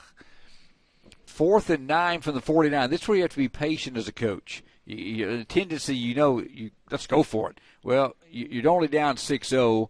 There's 5:49 to play in the half. Let's try to play a field position game here and make John Marshall go the length of the field. Hughes had his first punt attempt blocked. Get Brody Andrews, the deep snapper. If we can get the snap up a little bit this time. Hughes at his 37. There's a good snap right in the chest of Andrew, who punts one to the left side of the field. Hits at the 30. Cougar bounce. Deadens out. Spins to the 20-yard line. That's where it'll go down. 29-yard punt, no return. John Marshall takes over, 1st and 10. Moving south to north from Taft Stadium. 5:37 to play here in the first half. Yeah, Kenny, at first glance, you're going to look at that on the stat sheet and go, 29-yard punt, not great. But I'm telling you, there is a south wind. We experienced it coming up here and walking across the field earlier. And I'm looking at the flags on the goalposts. They're standing up pretty good. A pretty nice punt against a stiff south wind. They actually mark it at the 21-yard line to officially a 28-yard punt. So John Marshall will take over, 1st and 10. Set the Cougar defense. Nate Richardson, one of the inside backers in there. Caden Gallagher, George Maddox on the field as well. Reed Sampson, the right cornerback. Morris and Hughes also on the field. Donovan back to pass. Throw the pass over the middle. Caught 25, 30, 35, left boundary 40, 45, look out, 50, got a hold, thank goodness. Sutton Boynton came across the field to get the receiver, Jackson, out of bounds at the Cougar 41-yard line. But that was a big gain, Brent, from the 21 to the 47, 32 yards. But I think it's coming back with a downfield hold. Yeah, one of the John Marshall offensive receivers was tangled up with number 13, Reed Sampson. Reed's trying to get away. In fact, you look down, his number 13's kind of twisted up there a little bit. It's because he got held. Now, it did happen past the first down markers, so it'll be a first down, but it will back him up. And the Cougars catch a little bit of a break there. But, my goodness, can you just see that young man? He gets out there on just a simple crossing route. Looked like two of the Cougars were in pursuit, may have even had an angle there. But he just hits another gear and shows his speed and gets to the edge. And, boy, the John Marshall team speed is impressive here tonight. Of course, the Cougars saw that team speed in week one when they took on Ardmore. So John Marshall up near that category. They've got some. 34-yard line, first down, so it went for a 13-yard gain, but wiped out a bigger play. Option play, Donovan sprint, pitches it to the wing and to the corner, and how about George Maddox chasing down the running back? Donovan down the line of scrimmage, pitched it to Jones, and George Maddox stayed right with the discipline, that time by George, and gets Jones down in the backfield for a loss. Going to go back inside the 30 to the 28, a loss of 6. Kenny just talked about the team speed of John Marshall. How about George Maddox out there in the flat? Nice play, runs him down and makes a tackle, puts him behind the sticks. George, the Cougar sophomore, 4.5 tackles for the season and a half sack. That's his average, is 4.5 per game. Came in with 22.5 tackles. That's a tackle for loss back to the 28-yard line. Second down. Now for John Marshall with 4:25 to play and running, clock running. Trip receivers left. Donovan hands it off up the middle. Jones dancing and nowhere to go. The Cougars have swarmed him. I count 6 Cougars around the football, Britt, as Jones got to the 29, but the Cougars all over the big man that time. Yeah, Brogan Cochran, our senior number 16 Cougar there, gets in the backfield, disrupts the timing of that play. And as you said, Kenny, great pursuit by the Cougars as a bunch of white jerseys were just swarming on the tackle there and make a nice play. And now with 3:55 and the clock kind of winding here, Cougars have an opportunity to stop, get the ball back, try to get a score and get some momentum before the end of the half. Logan Prince in at the nose guard position, junior. Caden Balthrop's moved over to the right defensive end position. Brogan Cochran, the left defensive end. Cougars still that nickel package on third down. Donovan going to hand it off to Jones. Sprints to the secondary, and here he goes, 50. Look out, 45, 40. Chased down to the 33-yard line. But Jones had a big hole, and it looked like that Ivy who chased him out of bounds on the far side. But Devin Jones from his own 29, they're going to mark him out of bounds down in Cougar territory at the 35-yard line. A big run of 36 yards. Yeah, just one of those plays, Kenny, where they just try to get the ball out in space for Devin, the number 1 tailback there for the John Marshall Bears. But, boy, Trey Ivy showed some speed there to run him down. And a good thing, because that could have been a touchdown for the Bears. Cougars need a stop. Down 6-0 late first half. 3:29 to play. Cougars trail John Marshall 6-zip. Again, they still have 6-6 on one of the scoreboards. But now we got an 8 timeout. John Marshall's used all their timeouts. The ball resting at the 8 to 35-yard line for John Marshall. They started at their own 21, and they've put a pretty good drive together of 44 yards to this point. We'll take a quick break. We'll come back. Cougars and John Marshall, first half. You're listening and watching the Ada Cougars live at KADARadio.net. This is Lucas Clark, president of First United Bank here in Ada. We measure success not just with numbers, but with a commitment to faith, financial well-being, personal development, and wellness. It's how we spend life wisely. If that doesn't sound like a bank, welcome to First United. Learn more at spendlifewisely.com. Proud supporter of the Ada Cougars, member FDIC. Well, John Marshall just was behind the sticks at 3rd and 15, Brent, and just had a huge run by Jones, 36 yards to the Cougar 35. Now this Cougar defense, which is a little short-handed in this game with some injuries, but as far as guys who've seen most of the playing time this year, some young guys stepping up, time to kind of bow their back here a little bit. John Marshall sends 4 receivers in the formation, 2 right, 2 left, ball on the right hash mark. Donovan in the pistol, takes the snap, going to hand it off to Carter. He has nowhere to go. Whitehead turns him back inside. Here comes Caden Gallagher to finish it up at the 38-yard line. Caden Whitehead turned it back up. Carl McCourtney helped out as well, but that's a great play by Whitehead. Got off the initial block and stood Carter up at the 38-yard line. Yeah, Caden did a nice job on that play and just drives the lineman for the John Marshall Bears back into the backfield. Carter didn't have an opportunity there to get his feet moving, and then it initially gets away, but he keeps going on the play.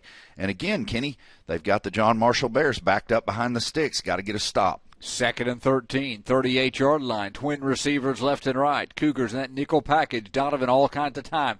Loads over the middle to Jackson. 35-30. Going to have a first down. 25-20. They just drag him across the middle again, Brent. They've done that a couple of times, getting one of their speedy players in space inside underneath the linebackers, and he makes a big play down to the Cougar 20. Yeah, credit John Marshall on that play, Kenny. They just, as you said, they're just using their speed. They get him across the middle there on an easy pitch and catch, and then he just allows what God gave him in his legs to get going, and boy, the young man's got speed, and he gets the first down, keeps the chains moving for the Bears. Ball on the right hash at the Cougar 20-yard line. Again, 3 receivers to the right. Jackson comes in motion behind the running back. See if they swing it out to him. Nope, they hand it up the middle to Carter, and Maddox is in there. Cochran dives in late as well. Nate Richardson off the bottom of the tackle, as Richardson seems to always have his nose around the ball, brings Carter down at the 16-yard line, a gain of 4.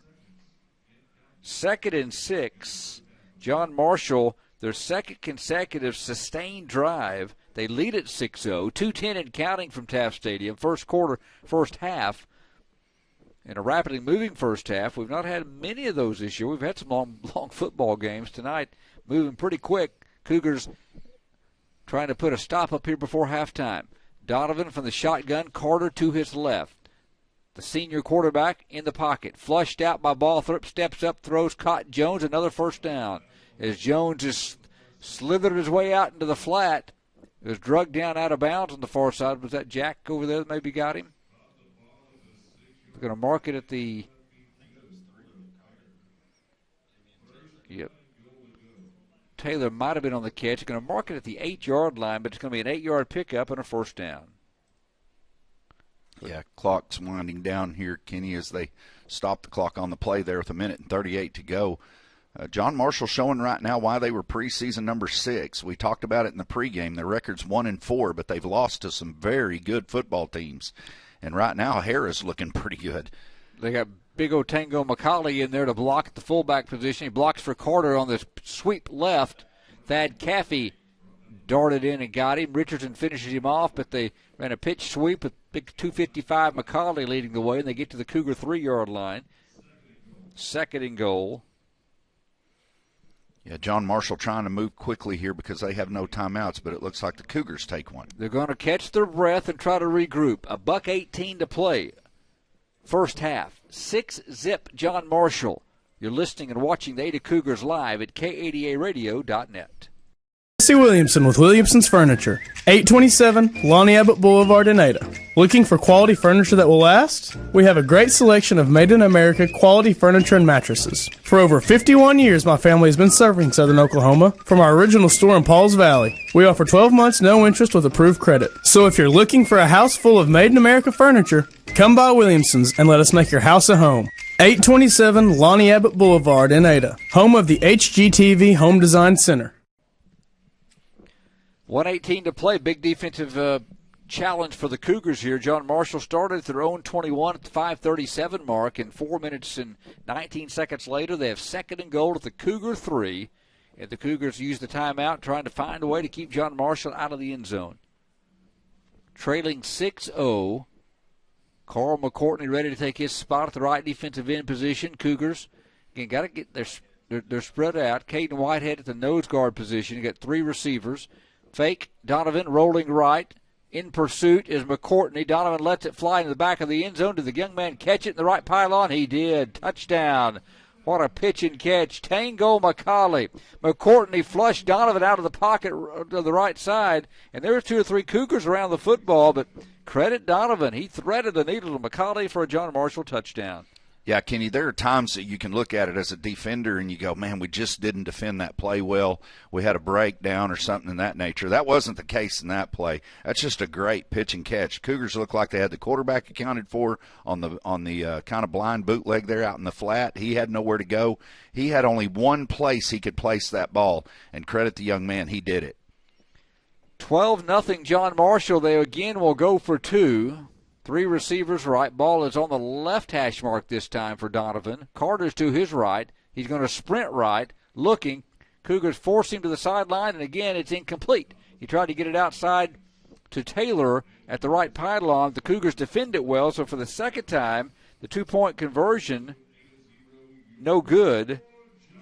And with $1:06 to play in the first half, John Marshall leads 8-12. Cougars get one more shot before halftime. You're listening and watching the Ada Cougars live at KADARadio.net.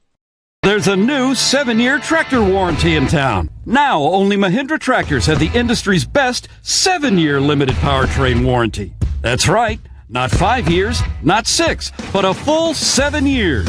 Only on the world's #1 selling tractor, Mahindra. Stop by Hassel Brothers and see the complete line of Mahindra tractors at 1914 North Broadway in Ada, or call us at 332-8453. Warranty on select models. See Mahindra warranty policy for details.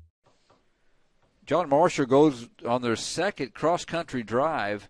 They've had a 70-yard and a 79-yard touchdown drive in the game. This one, 9 plays, 79 yards, took 4:31 off the clock. Got a 3-yard touchdown pass from Donovan to McCauley. 2-point conversion fails, and John Marshall leads 8-12. Cougars, with this passing attack, then get it going. Got time here. You know, they scored, 37 seconds last week to end the first half.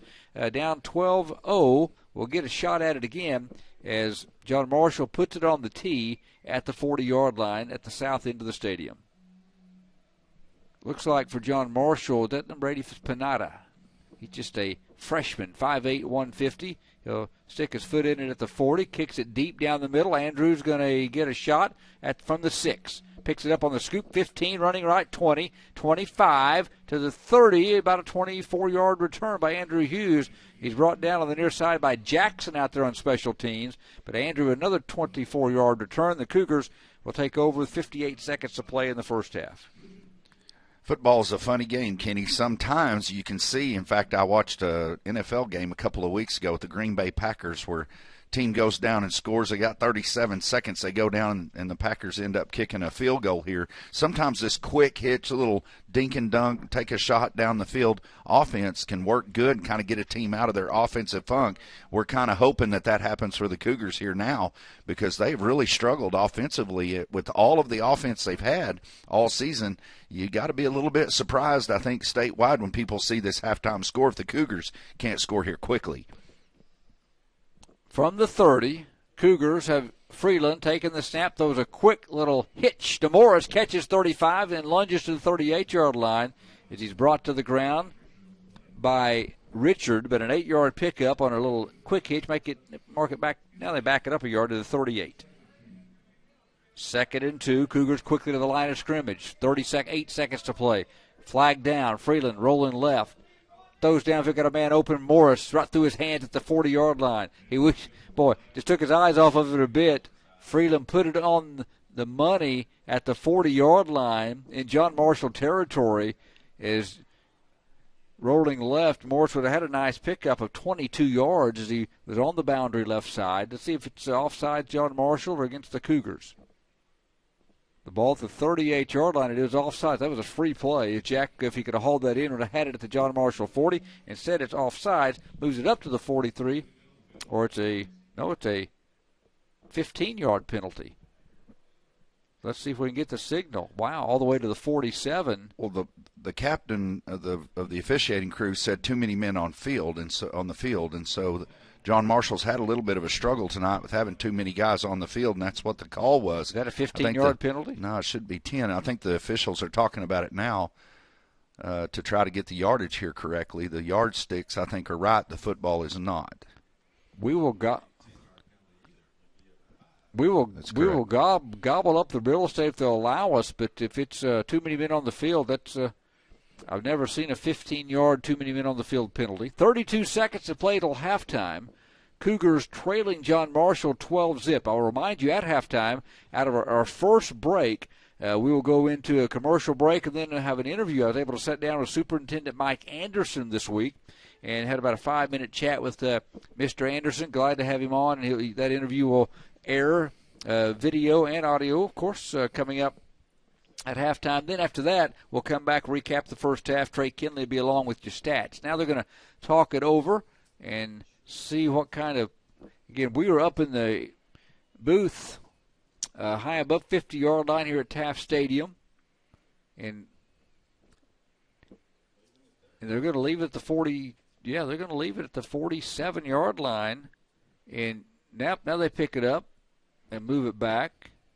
There you go. Well, we'd have taken it, but it's going to be to the 43 like we thought it should have been to start with too many men on the field. So here we go. So a penalty back to the 43. That's where the Cougars will have it. 1st and 10, Brent. 32 seconds to play. And the Cougars trying to strike quickly, trailing John Marshall by a dozen. I think the officiating crew is still having a conversation, Kenny, on this play here.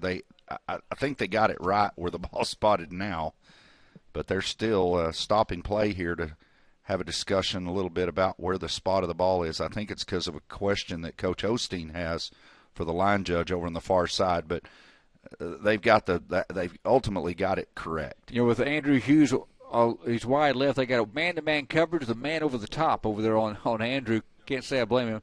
It's Jack over there, excuse me, that they had a man over the top, but Jack going to catch it on the left boundary, and a Cougar first down. It got out of bounds as well. And the clock is still moving, Kenny. There was at least 8 seconds that just ran off. There were 32 seconds. That play didn't take more than 3 seconds, but I don't know if the coaching staff on the Ada side saw, but there was about 5 or 6 seconds that continued to run off the clock, and those are big as the Cougars are trying to score here, and they're not going to correct it. 45-yard line, that pass and catch good for 12. Trip receivers left. Friedland going to roll that way. Hughes open in the flat and second. The ball going to go deep downfield and it was caught. My goodness, is that Ivy? He did it again. Right over I think he caught that off the pads of the defender out there. That was defended well, and Trey Ivy just made a spectacular catch for the Cougars on a pass from Friedland. How about that? Down to the 8-yard line. That's good for 37 yards. Boy, Kenny, and again, the clock is just not being in favor of the Cougars unless it took 9 seconds to run that play, which it shouldn't have. It should have been about a 5 or 6 second play as he immediately gets out of bounds. The Cougars have really taken it on the chin on the clock in the last 2 plays. They've lost at least 10 seconds between the 2 plays. What a catch by Trey. 1st and goal at the 8. 14 to play. Friedland rolling left. Stops. Sets up. Throw. Touchdown. Ada.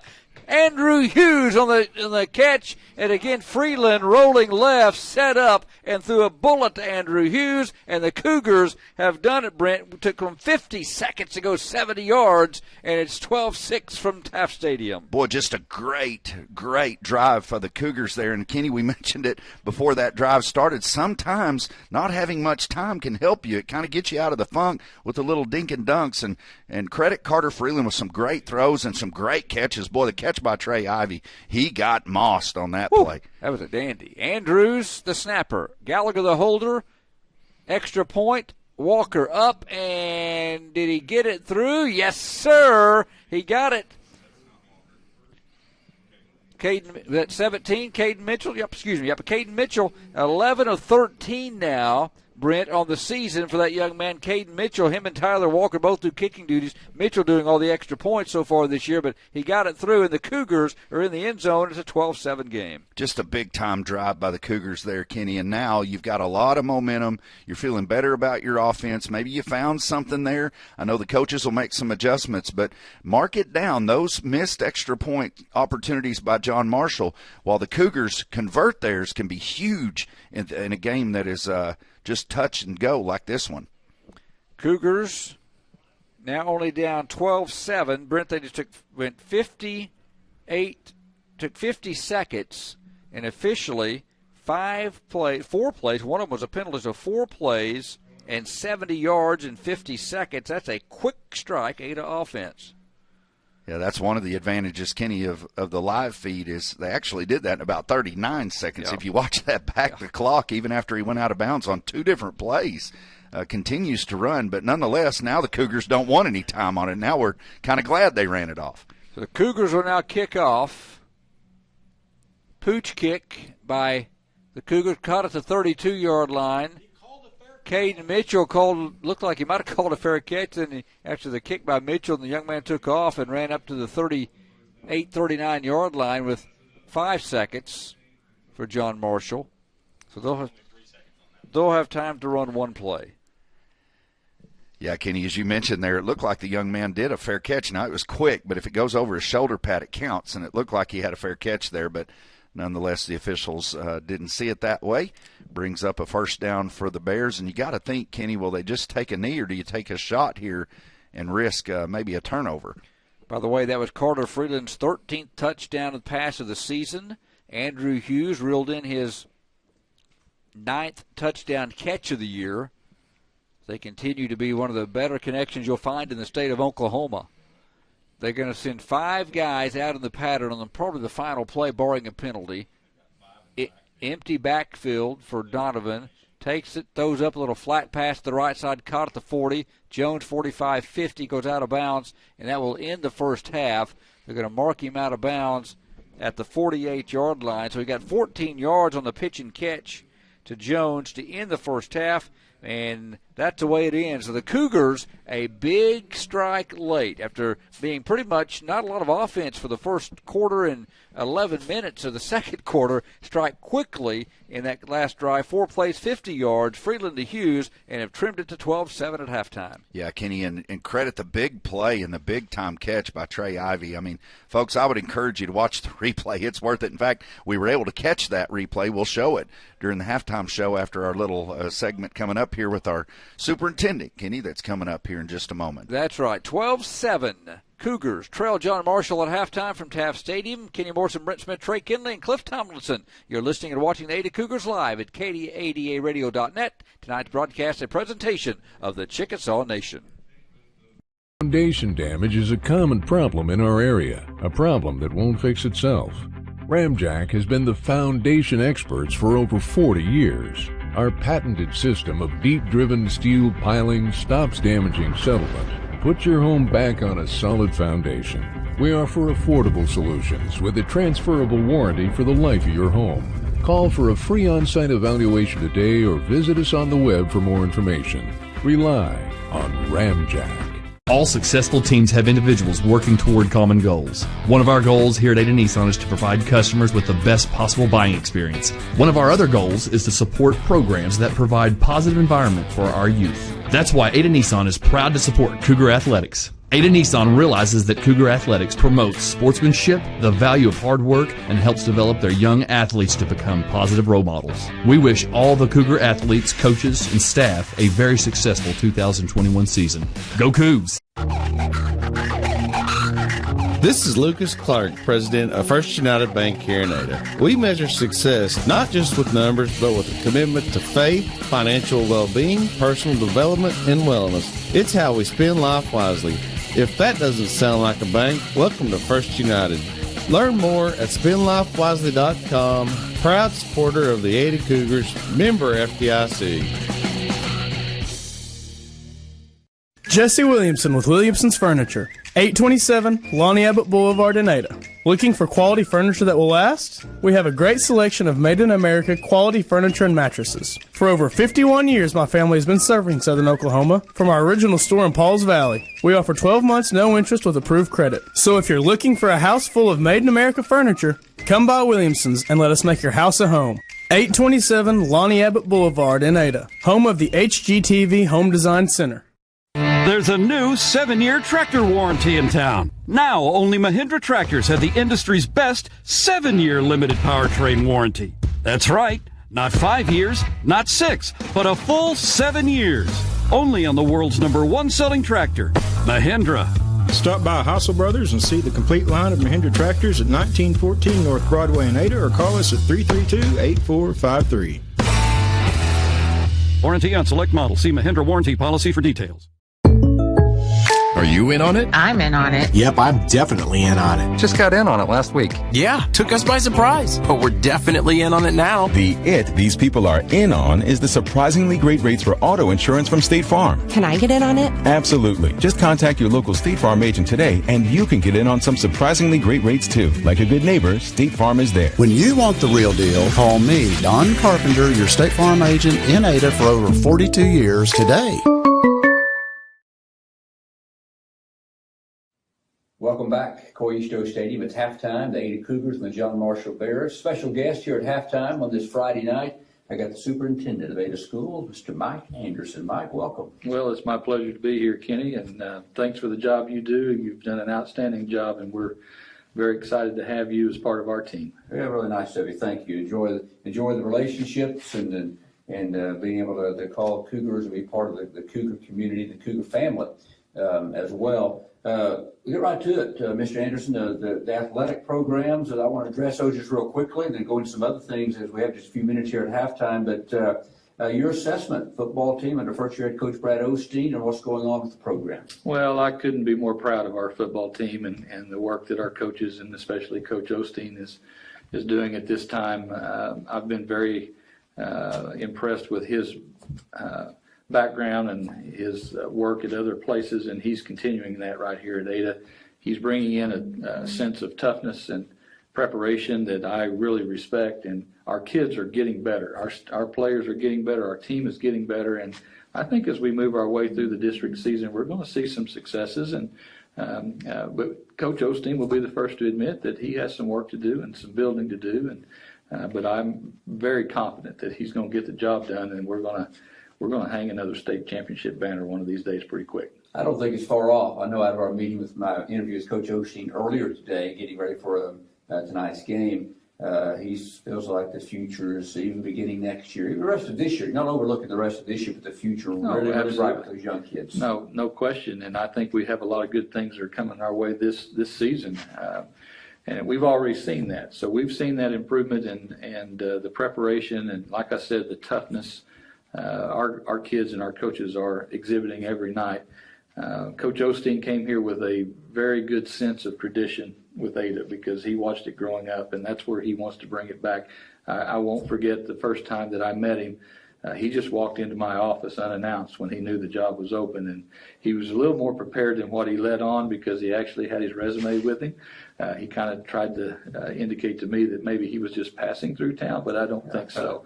And so he just said, I want to be your football coach. And when I had the opportunity to look through his resume as soon as he left, a lot of things caught my eye, and that was that he's had a lot of success at various places, and not just in football, but he's been a successful powerlifting coach. He's been a successful track coach, and so those kind of guys just know how to coach, and he has an understanding of what it takes, and he has an understanding of what it means to be the coach at Ada.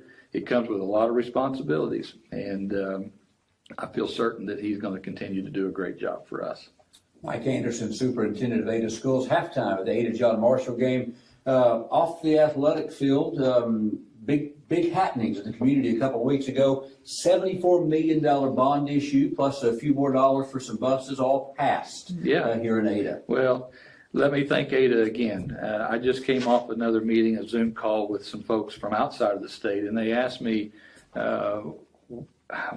what are your best facilitators? And I plainly said it's our people, it's our students, and it's our community. Because when we've asked our community for help, they've never said no. Absolutely never have they said no. They just say, what can we do and when can we get started? That was proven again last month with an overwhelming bond issue passage rate of 70%. As you mentioned, $74 million plus some buses. And when I got to thinking about it, and just last night, as a matter of fact, I've touted this as a $74 million bond, but it's really a little more than that because there's some other funds there that were attached to this bond. But to be able to build 2 new elementary schools, make improvements to every school site in the district, to buy some transportation, and to couple some of this with our federal CARES Act money, we're going to make some big improvements across the district, and I'm excited for it. It'll be beneficial to the kids and the community of Ada for many, many years to come. Really looking forward to this. Hayes and Washington will be replaced. Will the new facilities go up where they stand now? Well, we've got a new site that's located on the South Bypass. If people are familiar with Starscape, we have a contract for the purchase of that property, about 17 acres there. Of course, it was contingent on the bond passing, and once it did, then we'll close on that deal as soon as we get funding, which should start coming in somewhere around the 1st of December. And at that point in time, then we'll close on the property and we'll be able to take ownership and start.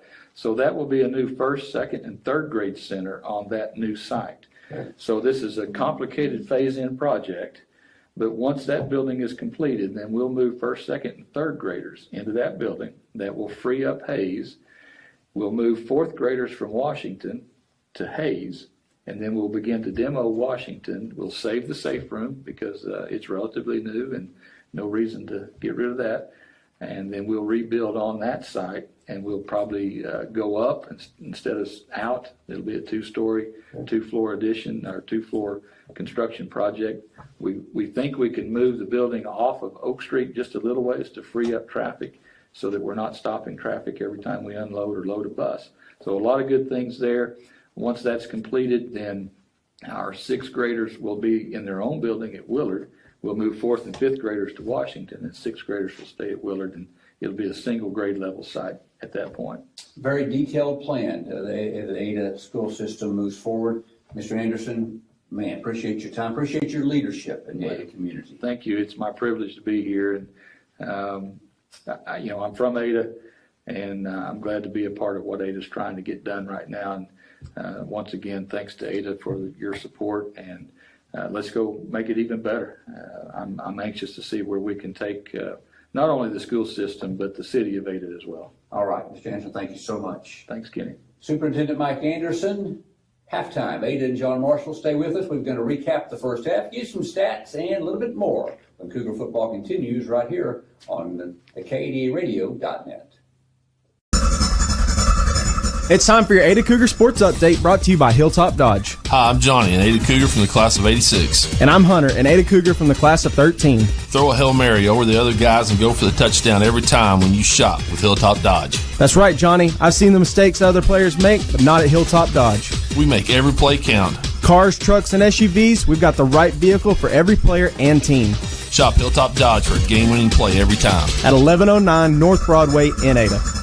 Wow, I like your new home renovation. We were able to remodel with a HELOC from Vision Bank. What's a HELOC? Home Equity Line of Credit, HELOC. Oh, I got a home equity loan last year for an ATV. I need to apply again. I need a new tractor. Not a loan, a line of credit from Vision Bank. Just apply one time. I've been paying my home loan for 20 years. Now I use it like a checking account. I'm thinking about a shop building next. Just one time to apply? That's it. They'll tell you how much you have to spend, and you can use it anytime for anything you want. HELOC, huh? HELOC at Vision Bank. Equal housing lender, member FDIC.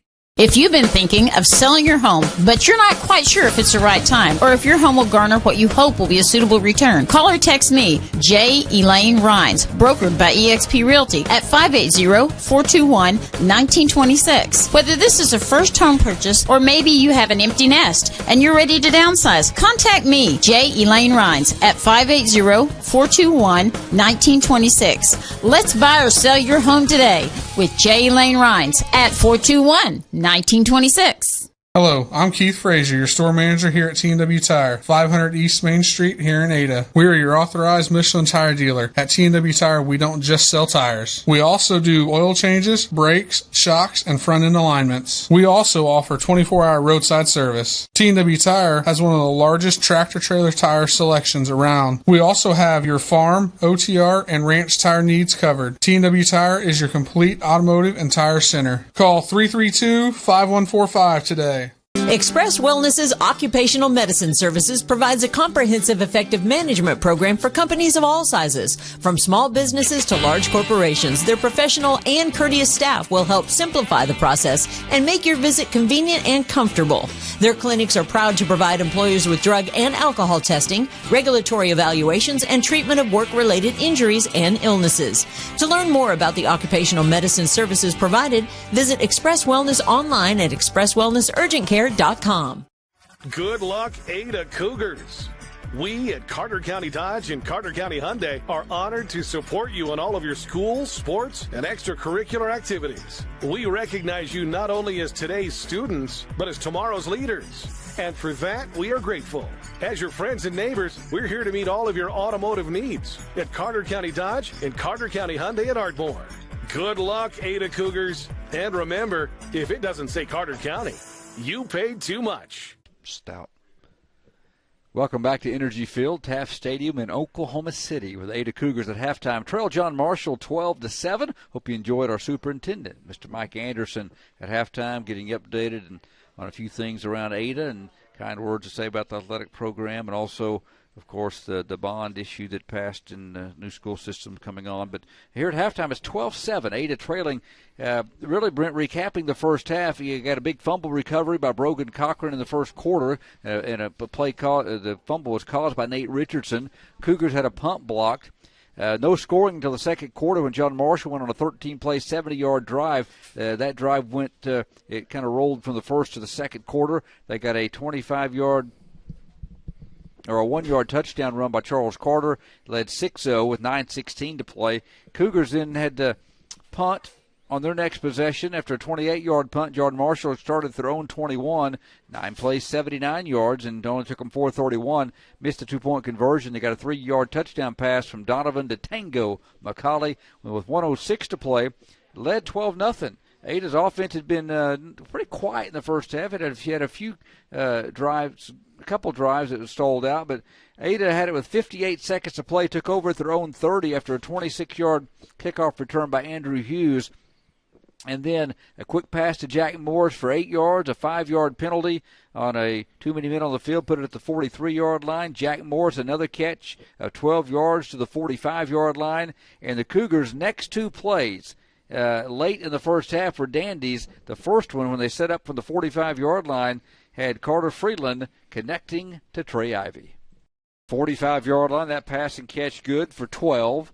Trip receivers left. Freeland going to roll that way. Hughes open in the flat. The ball going to go deep downfield and almost, it was caught. My goodness, is that Ivy? He did it again. Right over the, I think he caught that off the pads of the defender out there. That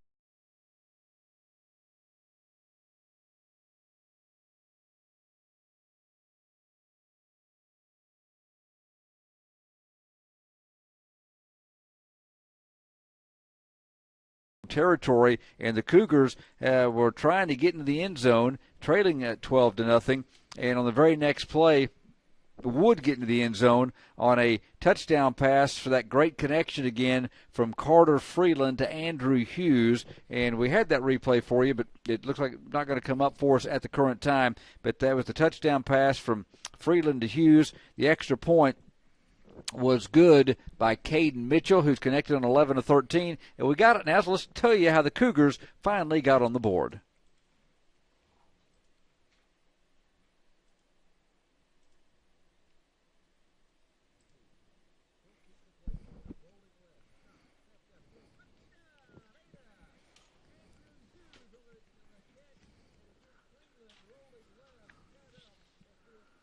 Carter Freeland's 10th touchdown pass.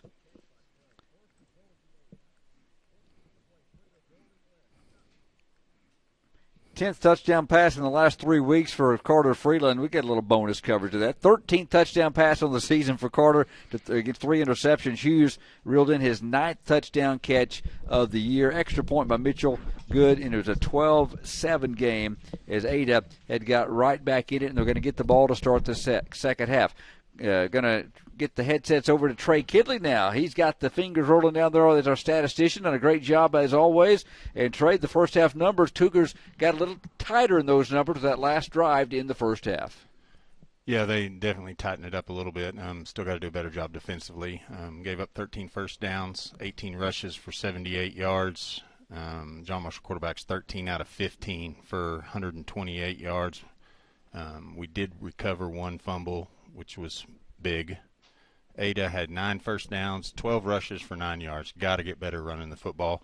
Carter, 10 of 13 for 120 yards, so 5 incompletions in the game, 6 for both teams, 1 touchdown, no picks, no fumbles. the individual leaders, John Marshall. Devin Jones has 7 rushes for 41 yards, just less than 6. Carter has 10 for 33 and a touchdown, and then Mikael Jackson had 1 for 4 on a little jet sweep.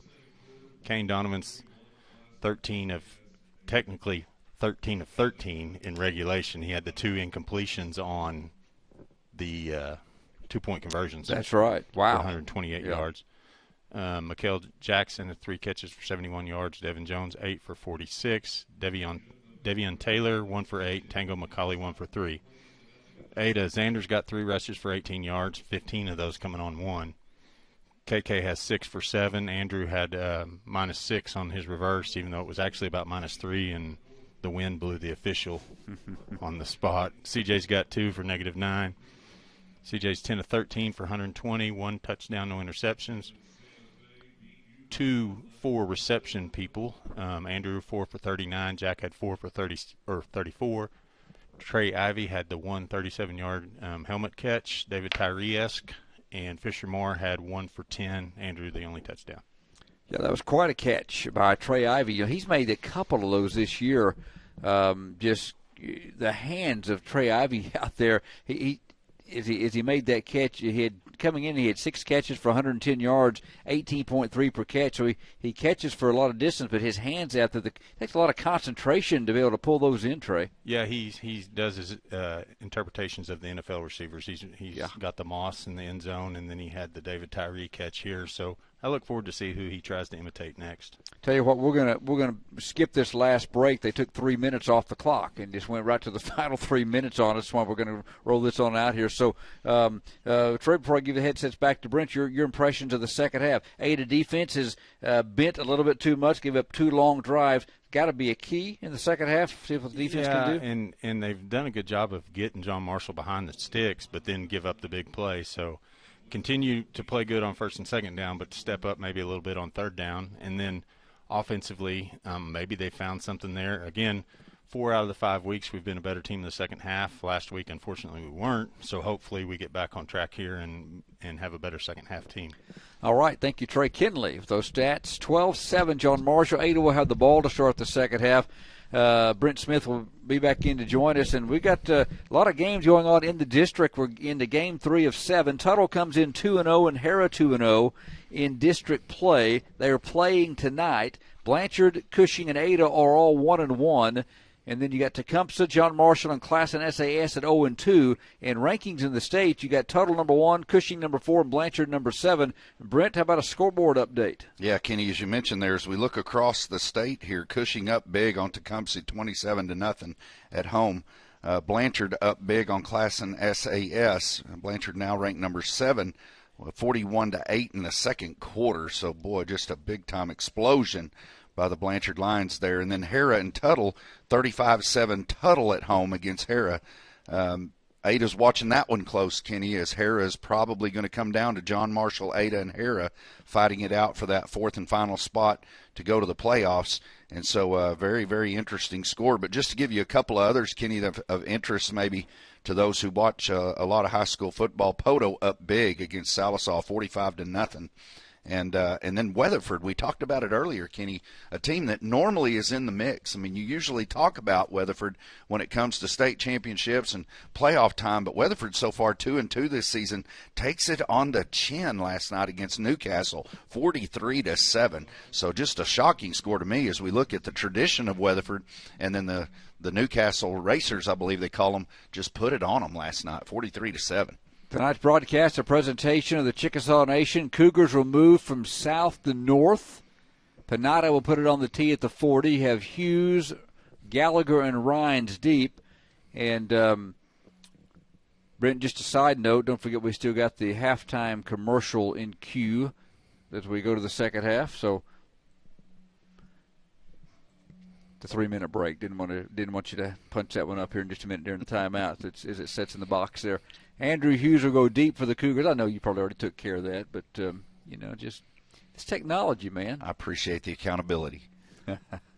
Ball is at the 40. Panada puts it in the air. Hughes running catch at the 22. Right sideline 30, Angles 36, and drugged down by Carter on the wide side. The Cougars will set up shop 1st and 10 at their own 36-yard line. Boy, another positive, Kenny, at the end of the first half with the Cougars going down in about 40 seconds on that big-time drive to bring the score from 12 to nothing to 12-7 is the convenience of having the ball to start the second half. This would be a great opportunity for the Cougars to continue that momentum that they found at the end of the first half and take a lead here. It'd really be big. So let's see if they can get it going. 35-yard line officially after the return by Andrew Hughes. Cougars will bring Hughes and Jack Morris left. Trey Ivy goes wide right, which is the short side of the field in front of the Cougar sidelines. Ball on the right hash mark.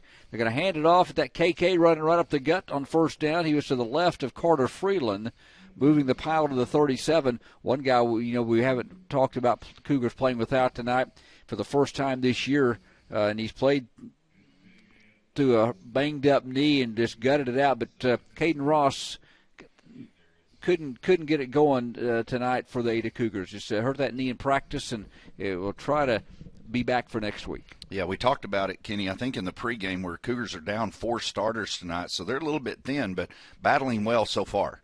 2nd and 8, quick pass. Morse got it on just a quick hitch to the 44-yard line, a yard short of the first down. But again, Morse becoming pretty adept at that, just going down that little hitch route, I call it, to the 44, a yard short, 3rd down and 1. Yeah, just hesitated just a little bit, Kenny, on the run there earlier in the first half. We talked about how Jack took a pass out there and made a great play up the middle. Kind of did the same thing. John Marshall a little bit better prepared for it on that play. Brings up a big 3rd and about a half a yard here. Cougar offensive line again. They're going to go power formation with that diesel look. Got 2 receivers wide right. Freeland going to run a quarterback sneak, and he'll cross the 45, mark it to the 46, and a Cougar first down. Fisher Moore was in there for the Cougars. Jacob Thomas snapping the football. You got Jagger Caldwell, Caden Whitehead, Caden Balthrop, Josh Murray, all in the game, and the Cougars have got the surge and a first down. Yeah, just a good old quarterback sneak there, Kenny, on that particular play there. Keep it simple, and we're able to get the first down there and keeps the sticks moving and the drive alive.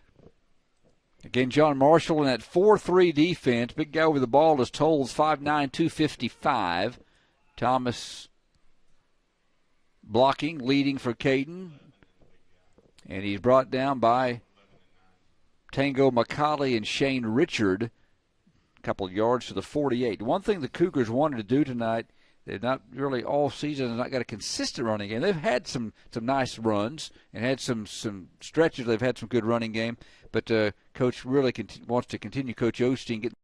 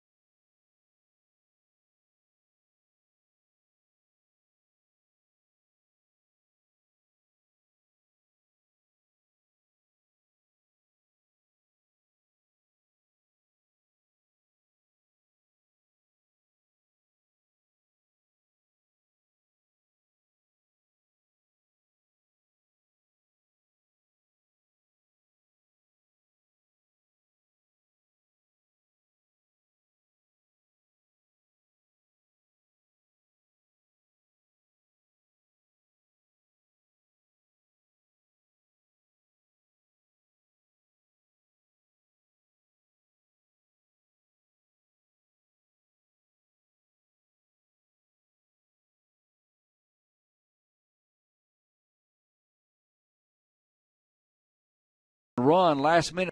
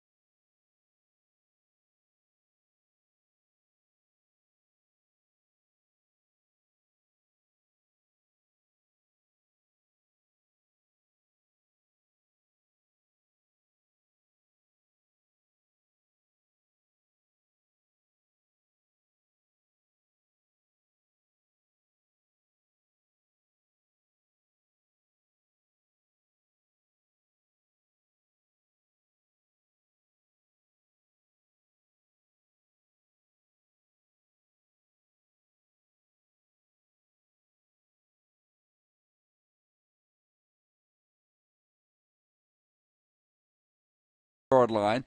Catch 7 for John Marshall. Trip receivers right, a single to the left. Ball on the left hash mark for Donovan. Hands it off to Jones. Cougars have him, but he lunges forward to the 37. Looks like Gallagher again on the tackle as Devin Jones bounced off the turf at the 37. They're going to mark it almost to the 38-yard line. They got 5 yards. Quickly, John Marshall, the line of scrimmage, and the Cougars have jumped off sides. On 3rd down and 3, Brogan Cochran to the neutral zone.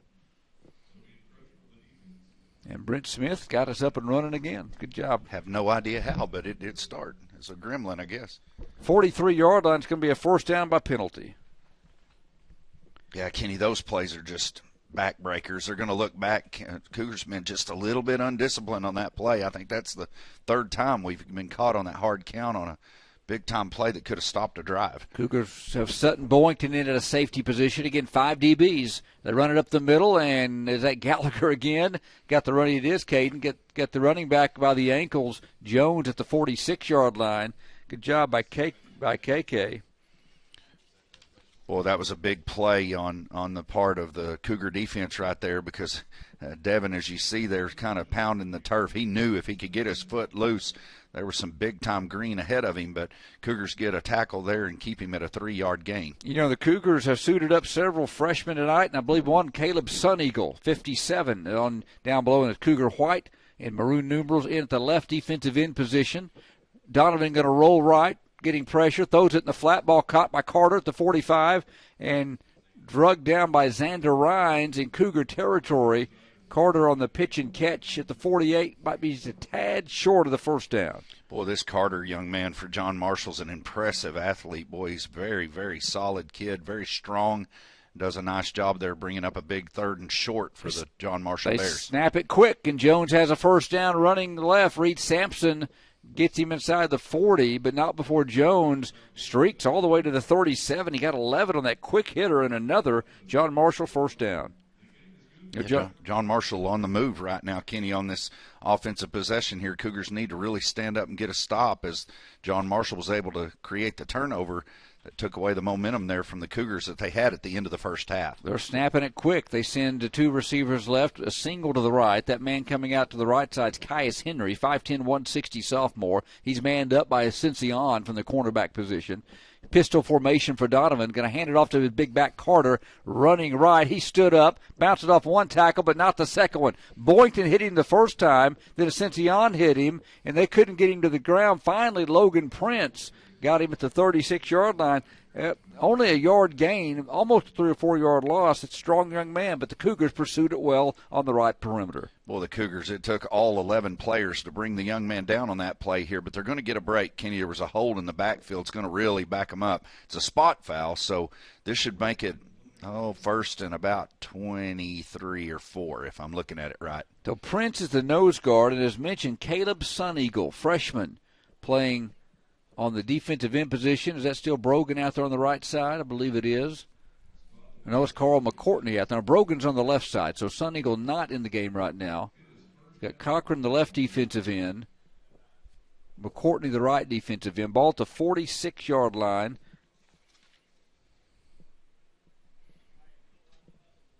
In John Marshall territory, and you're right, Brendan, puts them way back there. They've got a ways to go. Got to reach the 28 and 8 of territory. 27 to go on 1st down. Donovan back to pass, being rushed. Got it over the middle to Henry, and he got a short gain. Maddox got him at the 50-yard line. Good job by George on a 4-yard pickup. They continue to bring those speedy guys across the middle, and that time Maddox able to step up from his linebacker position, make a nice stop on the short pass. Yeah, and Kenny, they had a lot of success on that particular play in the 1st half with a lot of the speed that they have there. Most of it going through earlier in the 1st half through number 13, Mikael Jackson, wide receiver, but nonetheless, Cougars do a great job on that and keep him at about a 2-yard gain. Ball at the 50 on 2nd down. They need to reach the Cougar 28, and the Cougars have jumped again. I think the official deemed he got back in time on this particular one, Kenny, but he did jump the line. Quick pitch. Carter running left toward the Cougar boundary. KK turned him inside. Reed Sampson rides him out of bounds. That almost a lateral pitch got Carter steaming to the left side. Cougars got him at officially the 43-yard line. He got 7, brings up a big third down and 15. Big is a great word for it, Kenny, because if you'll remember in the first half, they had them set like this on a 3rd and 15. They converted it and kept the ball game going and the drive going, ended up scoring. 4 guys left. They throw that little screen pass to Jones again, got some downfield blockers, but a great job by Boynton getting off his man. Didn't make the tackle. Placentiano runs him out of bounds at the 35. They got 8, but it was a nice job by Boynton to turn that back up inside. One of those plays, they send 4 receivers to the right, which is the near side, all for a wide receiver screen. Then you got 3 blockers out in front. 4 down territory here, Kenny, for the John Marshall Bears. This would be huge if the Cougars could turn it away. Officially a 9-yard gain to the 34. They need to reach the Cougar 28. 3:47 to play in the third quarter. John Marshall 12, 8-7. Cougars dig in. They're 3-man front defensively. 4 guys on the left side. Donovan throws over the middle, caught on a slant to the 15 to the 8-yard line. They run a slant pattern. Ivy made the tackle, but they run it right over the middle to Taylor, and it's a first down for John Marshall. Well, it just takes the wind out of the defense when you've got them so far behind the sticks there, Kenny. Now Cougars got their backs against their own goal line here, and they've got to get a stop. 22 yards. They overcame on that play. They overcame a first down and 28 on that possession after the hold set them way back.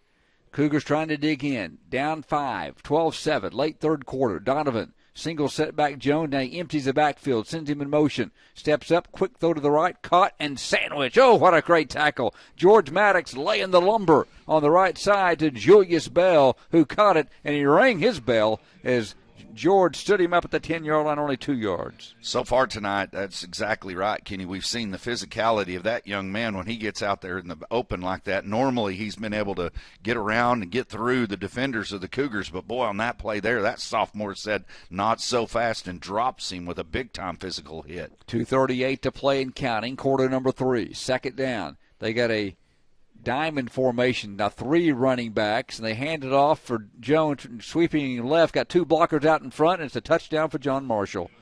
They put 3 in the backfield, Brent, on the left side, and then ran it left and had 2 lead blockers and some pulling offensive linemen just outflanked the Cougars on the perimeter and get a 10-yard touchdown, and John Marshall leads it 18-7. Yeah, John Marshall did a nice job, Kenny, on the blocking schemes out there in the flat as the Cougar defenders were just tied up, and he pretty much was able to just walk into the end zone for that touchdown and puts the Cougars now behind the score here, and Cougars are really going to have to get it going here with 2 minutes going. This quarter's quickly fading. An 11-play drive, their third 70-plus yard drive of the game. 18-7. They run that same formation. This time they fake the handoff left. Donovan rolls right, throws it out in the flat. It's caught for a 2-point conversion. They get into the end zone. They throw it to Tango. McCauley. Cougars defended it well initially. Then McCauley found an open spot, and the 2-point pass is good. With 2:19 to play now in the third quarter, John Marshall leads Ada 20-7. You're listening and watching the Ada Cougars at KADARadio.net. Are you in on it? I'm in on it. Yep, I'm definitely in on it. Just got in on it last week. Yeah, took us by surprise. But we're definitely in on it now. These people are in on is the surprisingly great rates for auto insurance from State Farm. Can I get in on it? Absolutely. Just contact your local State Farm agent today, and you can get in on some surprisingly great rates too. Like a good neighbor, State Farm is there. When you want the real deal, call me, Don Carpenter, your State Farm agent in Ada for over 42 years today. John Marshall just went again on their third 70-plus yard drive, 11 plays, 70 yards, took 7 minutes off the clock after the interception by the Cougars on their initial possession of the third quarter, and John Marshall leads it 20-7. Plenty of football left for the Cougars. Just got to get it going offensively. This will be a big drive. Down 20-7. Can't panic. A lot of football left. Quick strike Ada offense. Just needs to get it going, get points, get a touchdown on this drive, and then see what happens after that. Then try to get a stop and come back and win this football game. Down 20-7, 2:19 to play. Andrew Hughes will be deep for Ada. Rhines and Gallagher will flank him left and right. Hughes at his 15-yard line. Pineda will put it on the tee at the 40-yard line. And there's the kicks. You got Delaware, Samuel Jordan in there on the special teams. Picked up by Hughes coming to the right side at the 35 and then stood up. But pretty good field position for the Cougars as Hughes, another return. And Ada starts 1st and 10 from the 35, 2:13 to play in the third. Yeah, you never count the Cougars out, Kenny. Even though they're down 2 scores here with 2:13, there's a lot of game left here. And with the Cougars' passing game, and at times this season with these quick strike drives that they've had, they've certainly got plenty of time, but they've got to get the offense going, got to take care of the football and put it in the end zone. Cougars' first possession of this half started at their own 35 as well. It ended on the 6th play of the drive on an interception down in John Marshall territory. Cougars gathered around head coach Brad Osteen on the east side of Taft Stadium in Oklahoma City. Freeland will have Xander Rhines beside him. Fisher Moore is the fullback. 3 receivers deployed, 2 to the right, which is the short side of the field. Freeland steps up in the pocket, throwing deep downfield, and it's going to be overthrown. Good coverage out there. They tried the deep ball for Ivy, and just dropping back in coverage and backpedaling the whole time was Julius Bell. The Cougars thought they had a shot at Bell with good coverage, 2nd and 10. Yeah, to keep the defense honest there, you got to take a shot on occasion. The Cougars have had a lot of success on those downfield plays, and they go quick here. They do. First time we've seen it this quick this year. Freeland rolling left, and he is buried back at the 25-yard line. You got 4 or 5 John Marshall players around Mr. Freeland. Looked like Sandersfield got back there on him and a couple other Bears all the way back at the 25, a loss of 10. Yeah, hard to give an individual on that particular play credit for the touch or the tackle, as there was a host of blue jerseys and red helmets back there on that particular play. 3rd and 20, big play for the Cougars. It's a lot of real estate to make up on 3rd down. Freeland going to sprint right. Steps up, going to throw deep for Andrew Hughes, and he's got it at the 35, at the 30, foot race, 20, 15, 10, stiff arm, 5, yes sir! To the end zone goes Hughes, 75 yards, no flags. And how about the connection one more time? Carter, Freeland, Andrew Hughes on 3rd and long, and the Cougars have found the end zone quickly at the 1:18 mark of the 3rd quarter. Is Andrew Hughes, a beautiful catch and run, and the Cougars are back in it at 20-13. Boy, Kenny, what an exciting play there. Andrew Hughes makes a great play. Ball's underthrown just a little bit. He just had the will to go get it, and he turns, and we call him the thoroughbred. Once he gets those long legs going, he's fun to watch, and he absolutely outruns the defensive secondary for touchdown. The Cougars are right back in it. 3rd and 20 turned into a 75-yard cross-country touchdown pass. The extra point by Caden Mitchell is splitting the uprights, and just what we needed. The Cougars have responded. $1:18 to play in quarter number 3. It's John Marshall 20 and Ada 14. You're listening and watching the Ada Cougars live at KADARadio.net. It's time for your Ada Cougar Sports Update, brought to you by Hilltop Dodge. Hi, I'm Johnny, an Ada Cougar from the class of 86. And I'm Hunter, an Ada Cougar from the class of 13. Throw a Hail Mary over the other guys and go for the touchdown every time when you shop with Hilltop Dodge. That's right, Johnny. I've seen the mistakes other players make, but not at Hilltop Dodge. We make every play count. Cars, trucks, and SUVs, we've got the right vehicle for every player and team. Shop Hilltop Dodge for a game-winning play every time. At 1109 North Broadway in Ada. Well, the quick strike Cougar offense proved our analogy correct there for a moment, Brent. We said this is a quick strike offense and can be, and we needed it. And guess what? On 3rd and 20, after 2 plays that went nowhere, went backwards after the sack, Freeland and Hughes connect again. The 10th touchdown reception of the year by Hughes here in game number 6. Freeland's 14th toss as well. That one the longest, 75 yards. It's all predicated upon time. If Carter has time to throw the football, he's had some success. It's been the case all year long. He's got a great arm, and with this south wind that you've got for another 1:18, if you could create a turnover here quickly, it would be nice to see the Cougars pounce on them here. 20-14. The Cougars, again, it only took 55 seconds to score. Only took them 50 before halftime. They're scoring in less than a minute when they put it in the end zone tonight. Here's the kickoff at the high pooch. Going to hit in no man's land. Ball is batted in the air, and Carter finally gets it for John Marshall. Oh, the Cougars had all kinds of opportunity to get that one, and Carter finally rumbled his way up near the 40-yard line on the return. That ball hit in a patch of green and then batted up in the air. One of the Cougars slapped at it, and Charles Carter finally gobbled it up for John Marshall and actually got up to the 39-yard line where John Marshall will set up 1st and 10 with John Marshall leading Ada 20-14 with trip aces on the board, $1:11 to play in quarter number 3. Oh, Kenny, that was a game of inches there. That ball was perfectly placed there, and once it hits the turf, it's anybody's football. And I didn't catch the hand of the Cougar that batted the ball and batted it kind of the wrong direction. They're kind of away from the pursuit there, but oh, my goodness, what an incredible opportunity the Cougars had right there to really just grab the momentum and keep it going. See if the Cougar defense can find an extra gear here. From the 39 in John Marshall territory, they set up shop 1st and 10. Got twin receivers left, a single to the right. The ball sets on the left hash mark. Running backs to the left and right. Shotgun. Donovan, quick pass again. A lot of those quick ones. They're trying to get their yards after catch. Reed Sampson closes quickly after about a 5-yard pickup to the 44. Looks like on the catch out there is Jashawn Jackson for a gain of 5. Again, John Marshall, a lot of just quick passes, either drag routes over the middle, quick ones in the flat to the running backs, just trying to get a lot of yards after catch. 2nd and 5.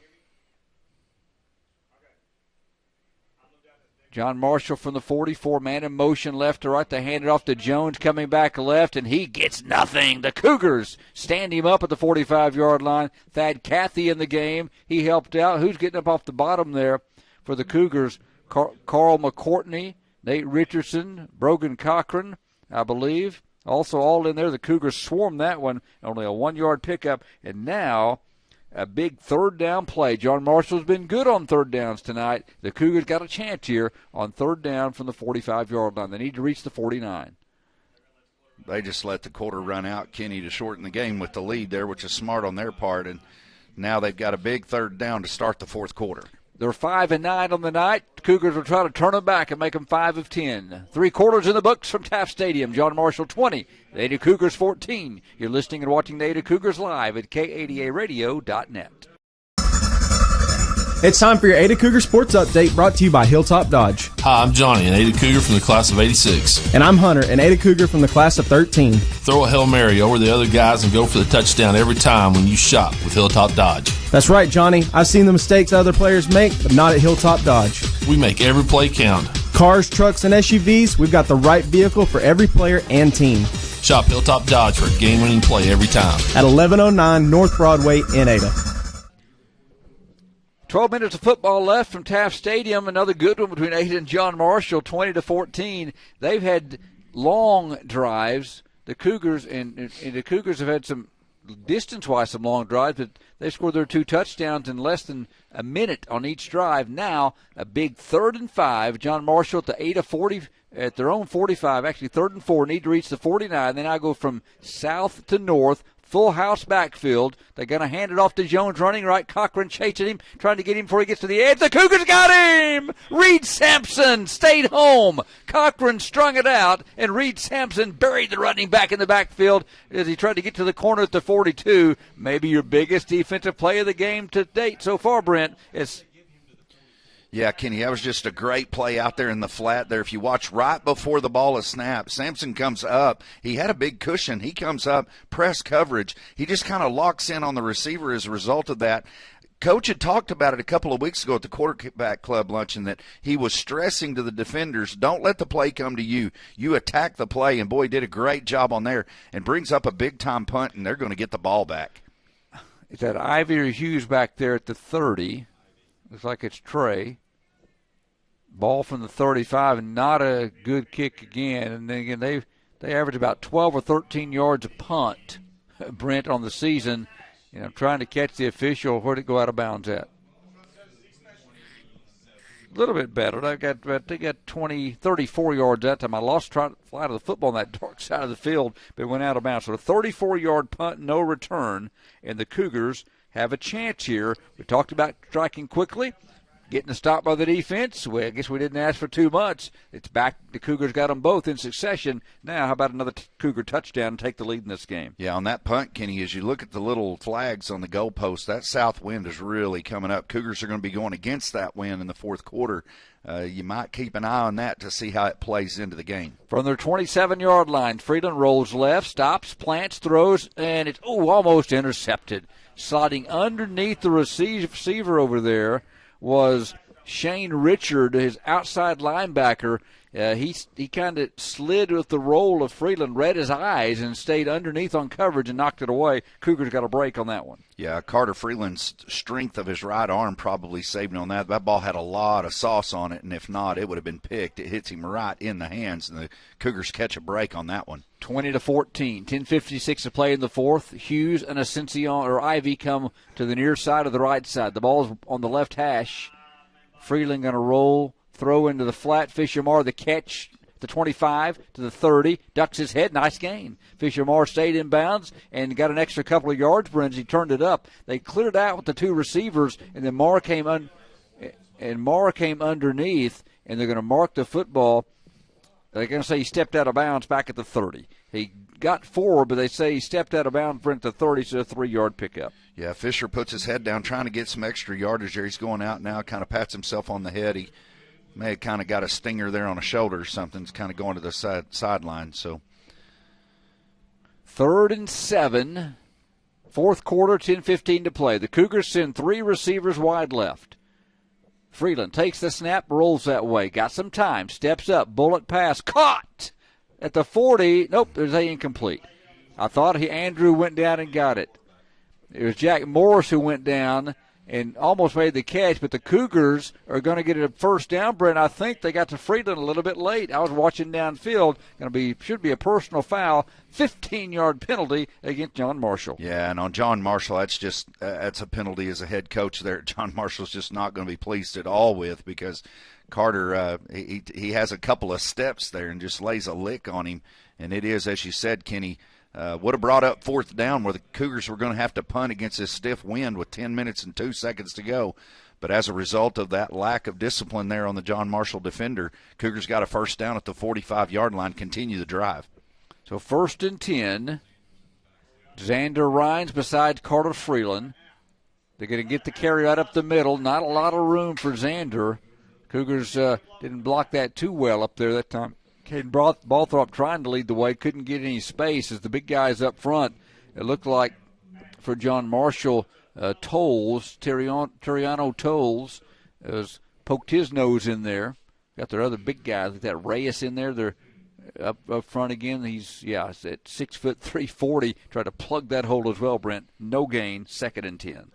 They probably call him tiny, Kenny. He's just a small guy, at 340 pounds. It's just a big man right up the middle there. Cougars haven't had a whole lot of success in the interior. Brogan Cochran, the sniffer back right now. They hand it off to Gallagher going left, and he is strung out and brought down. So back-to-back run plays get nothing as Shane Richard drug him down to the line of scrimmage. 3rd and 10 for Ada. The last 3rd and long was a big play. Can the Cougars strike again? Yeah, the Cougars have had some success in the air, but they're trying to keep John Marshall. They're trying to keep them true to the defense there, try to get some run game established, as they've just not had any success, very much success at all tonight on the ground, but definitely a passing down here with a 3rd and about 10. 8:48 to play and counting from Taft Stadium. 20-14 John Marshall. Twin receivers right. Single to the left. Freeland back to pass, steps up in the pocket, flushed out, throws over the middle, intercepted. Ball picked off by Drennan, comes back upfield into Ada territory and he's brought down by Freeland at the 41-yard line in Ada territory, but Carter's second pick of the game. He tried to step up and force one in there, and John Marshall has turned away the Cougars. They lead at 20-14. They'll have it at the Ada 41-yard line. Yeah, as you said, Kenny, there, Carter just tried to force the ball there. He looked like he had some real estate in front of him, but with the speed of John Marshall, you wonder if he was able to tuck it down there and try to get a little bit of yardage, what would took place there. But nonetheless, he tries to get it into the receiver there in the John Marshall, defender number 17, steps in front and picks it off, and now the Cougars really need a defensive stop here. It was Kylan Drennan, 5'10", 160. So Ada, will have to try to stiffen from the 41-yard line. Cochran back in at the left defensive end position. Try to get him. Courtney's on the right side. Logan Prince, the nose guard. 3-man front, nickel package. They hand it off to Carter. Big hole left side. Secondary 30, 25, 23-yard line.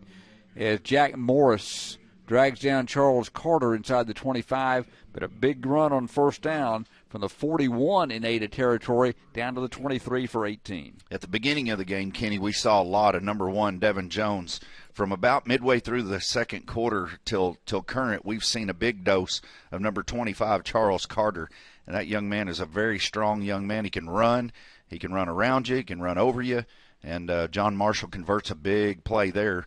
And the Cougars quickly getting their back against the goal line here, going to have to get a big-time stop. A diamond backfield, 3 running backs. Tango McCauley at 255 leads the way for Jones. He ducks his head and runs through Nate Richardson and gets stood up. But finally George Maddox got him, but another nice gain from the 23-yard line. They're going to mark the football down around the 17 when they back to the 18 now, so a 5-yard pickup for Jones. Just a 1-2 punch for the John Marshall Bears. You got the quickness of number 1, Devin Jones, along with the hammer, if you will, number 25, Carter. And again, the Cougars are fighting and scratching and battling, but they've got to get a stop here with the clock winding down is not their friend, Kenny. John Marshall, who's been playing quick now, stretching it out a little bit with a 20-14 lead, 7:10 to play. Again, they run that diamond or full house backfield. Donovan surrounded by 3 running backs, one behind him, one left, one right. High snap, went up and got it, then just took a knee. And now a late flag comes in. Number 72 gets up off the ground late. I looked up and I saw Dravion Turner come down late. Delay game call against the Bears.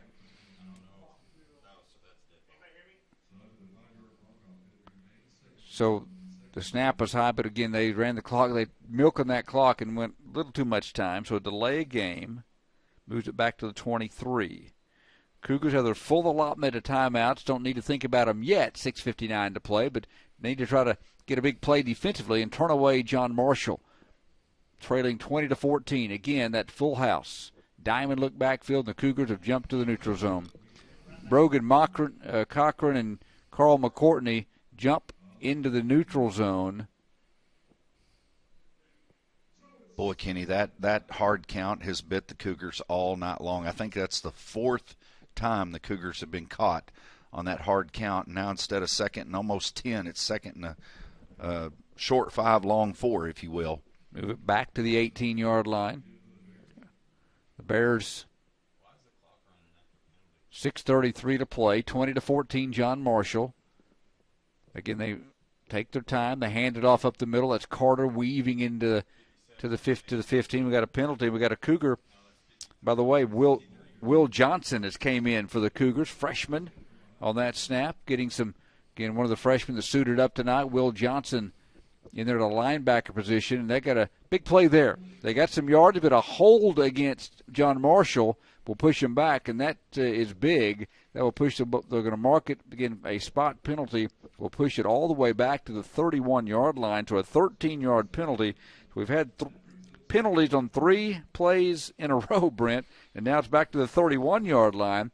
John Marshall needs to reach the 13-8 territory, so it's 2nd and 18. Yeah, flashback, Kenny, to a couple of weeks ago where we had, close to 40 penalties in the game, really drug the game out. So far tonight, both teams have played relatively clean, especially compared to that a couple of weeks ago. But the Cougars have got an opportunity here to now stop them. Donovan play action back, throws deep downfield. Jack Morris went up and just got a fingertip on it maybe. Pretty good pass. Went over Morris. They had the receiver sandwich. It's Jonah out there, I think, as well. If they tried to get it out down the left sideline to Jackson, and good coverage, pretty good throw, but Morris got up just enough to affect the vision of Jackson, and it's 3rd and 18. The good news with 5:52 to play, incomplete pass also stops the clock. Yeah, that play by John Marshall and it falling to the turf is as good as a timeout, Kenny, for the Cougars. And, boy, this is a huge play for them now. You got to think John Marshall's thinking 4-down territory at this deep in the Cougar territory, but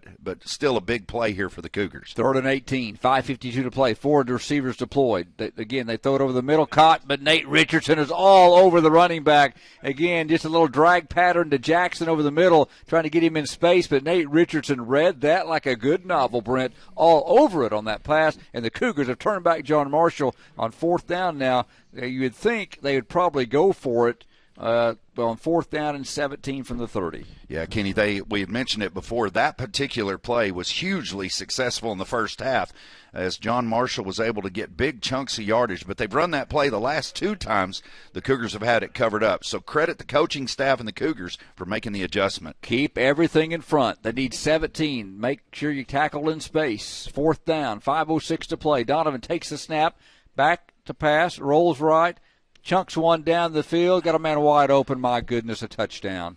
Oh, my, where did he come from? Wide open with Jashawn Jackson, and I think we got a penalty on the penalty flag down. I hope it's against John Marshall as Donovan rolled right, Brent, and Jackson somehow got behind the Cougars wide open for a potential, looks like 30-yard touchdown, but I think it's going to come back. Well, the Cougars catch a major break there, Kenny, as there was obviously a bust in the secondaries. He was all the way back into the end zone. It didn't look like there was anybody within about 10 yards of him, but a huge play here because not only does it wipe away the touchdown, but look where this penalty's going to end up. It goes all the way back to the 45-yard line. Cougars got to keep everything in front of them here, but they should get the football back. I don't know if that pass interference, maybe it came a rub. That's how the receiver got open. Don't know. I didn't see that part of it, but, man, he got behind the secondary.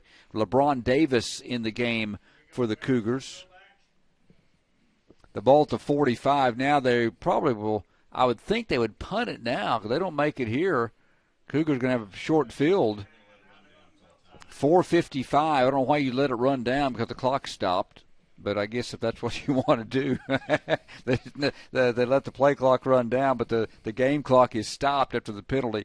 So at the 45-yard line, John Marshall will let it run down, call the timeout. 4:55 to play. The stage is set for maybe a Cougar late heroic drive. Brent, can they pull this one out? Do you believe in miracles? No, Cougars got plenty of time. They don't need a miracle. They just need some good execution on the offensive side of the football. The Cougars have had some success, Kenny, tonight. Not so much on the ground, but in the air. And so you got to think you're going to see a lot of Carter. Just got to take care of the football. Turnovers have been a big time key in this game. Cougars get the ball back here. You've got plenty of time to drive the ball down, kick the extra point, and get a win. Brent,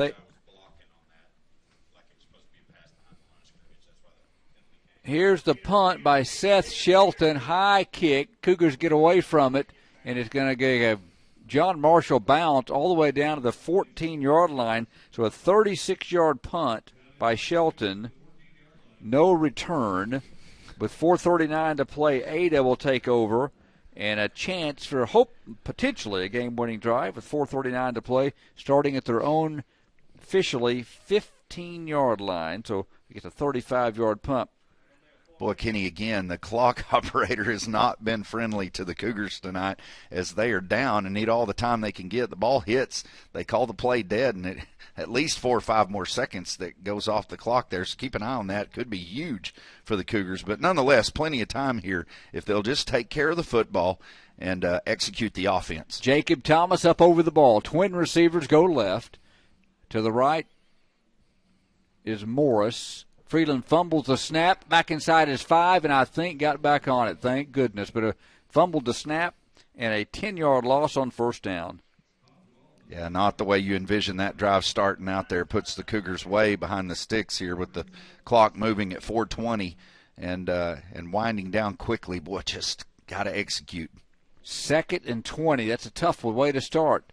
Cougars can strike quickly. They have twice tonight on 2 touchdown drives are each sub 1 minute.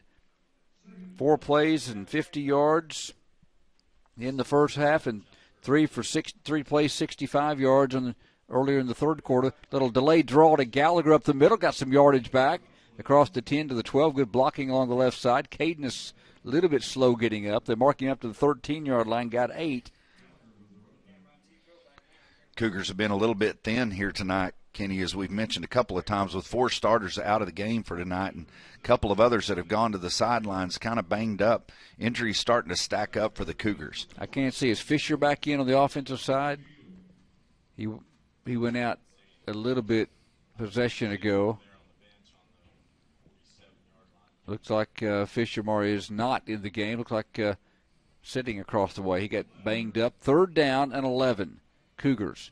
Freeland rolling right. Hughes over the middle was open. They throw it out instead to Ivy, and he dropped the football. He little curl there and had it right in his hands. And Trey Ivy has made some of the most difficult catches you'll see, and that's one that got away from him. He's right at the sticks, had a 1st down, and it goes incomplete. Sometimes, Kenny, the catches are just too easy, and the receiver will take their eyes off the football, and that must have been what took place there with Trey Ivy. He would have had the 1st down, maybe a lot more. And that is a tough one for the Cougars, as now they're forced to punt with 3:06 to go. They'll have to use their timeouts and try to stop John Marshall. Andrew Hughes is just inside his goal line, getting a head count. Now the 11th man gets on the field for the Cougars. Needs a good punt here. Snap is back in good order. Andrew puts his foot into it. High kick, going to hit at the 37-yard line and Ada territory and go out of bounds somewhere over in that area. Let's see where it went into the south wind. Wow. Yeah, it landed about the 37, but crossed the out of bounds about the 26-yard line in Ada territory. 11-yard punt, no return is a tough one for the Cougars into that wind. Let's see if they're marking at the 26 or 27. Yeah, the drop pass on 27. The previous play, Kenny, would have been in that area. And there's a stiff south wind. I'm watching all night long these flags on the goalposts that have been standing up and headed back there. So it was going to be tough to have a great punt against that wind coming out of the south there. But, boy, you'd hope for better than 11-yard punt. And now the Cougars are really behind the 8 ball here. Got to get them 3 and out. 3:05 to play, trailing John Marshall 20-14. They've gone to their power formation again, that diamond backfield. Now they send Jones in motion and hand it off to Carter running left. They turn him back up inside. George got him by the ankles. Carter Kinley is in the game. That's a familiar name. Carter Kinley in there for the Cougars. And that's his first action of the year, son of our statistician Trey Kinley. Carter, nice job on the tackle. He suffered a broken collarbone in the early workouts, second day of 2-a-days, and nice to see Carter back in there, got in on the tackle with the ball at the 23-yard line. 2nd and 5, clock running. Now it is really a nemesis of the Cougars. Yeah, and John Marshall is more than happy to let this play clock go down with each snap of the football as they're smelling it. Hand it off to Tango McCauley. He's got a big hole, turns it up, and he's going to go all the way for a touchdown. They run Tango McCauley, their 255-pound fullback, on the right side. He had a big gaping hole into the end zone, and John Marshall, with 2:10 to play in the game, has extended the lead to 26-14. Yeah, just a nice design play, little reverse handoff there. It goes right up the middle, and again, Kenny, at our angle, you could have drove a car through the hole that the John Marshall offensive line opened up there, and I'm not sure he was even touched before he gets to pay dirt with 2:10 to go. Cougars really down now. 26-14. As John Marshall has done all night, they will go for a 2-point conversion. They set the ball on the 3-yard line, and they found something in that full house diamond backfield. They send Carter in motion. They hand it off to Jones running right, going for the pylon, and he can't get there. Cougars were in hot pursuit. Who was it over there? Chased him out of bounds. Again, we mentioned how dark it is in the corner over there. Might have been another one of the young ones for the Cougars on there, but they turn him away on the 2-point. LeBron Davis out there. Good job by LeBron. Turned him back in. And the Cougars will have to strike quick now with 2:10 to play. Trailing John Marshall 26-14 from Taft Stadium. You're listening and watching the Ada Cougars live at K80ARadio.net. Oh, I like your new home renovation. We were able to remodel with a HELOC from Vision Bank. What's a HELOC? Home Equity Line of Credit, HELOC. Oh, Hello, I got a home equity loan last year for an ATV. I need to apply again. I need a new tractor. Not a loan, a line of credit from Vision Bank. Just apply one time. I've been paying my home loan for 20 years. Now I use it like a checking account. I'm thinking about a shop building next. Just one time to apply? That's it. They'll tell you how much you have to spend, and you can use it anytime for anything you want. HELOC, huh? HELOC at Vision Bank. Equal housing lender, member FDIC. After the shortened field of the 12-yard Ada punt, John Marshall took advantage of it, Brent. They will go 27 yards, 2 plays, 55 seconds. Tango McCauley from 23 out on the final run, and it's now 26-14. Cougars going to have to now have one of those miracles in the final 2:10. Down a dozen here from Taft Stadium with 2:10 to play. Panada puts it on the tee. Line drive kick. Hughes at the 10. Coming right, 15, 20. Needs some blocks and tiptoes out of bounds at the 30-yard line. Came to the near boundary. Got a 20-yard return to the 30. And now they mark it up across the 30 to 31. So a 21-yard return by Andrew. And Ada with 2:01 to play. Well, 1st and 10. Cougars trying to find a way. They're on the road again next week at Hera. Hera losing to Tuttle tonight. Cougars didn't have any mention 2-0 road games this year coming into tonight's game.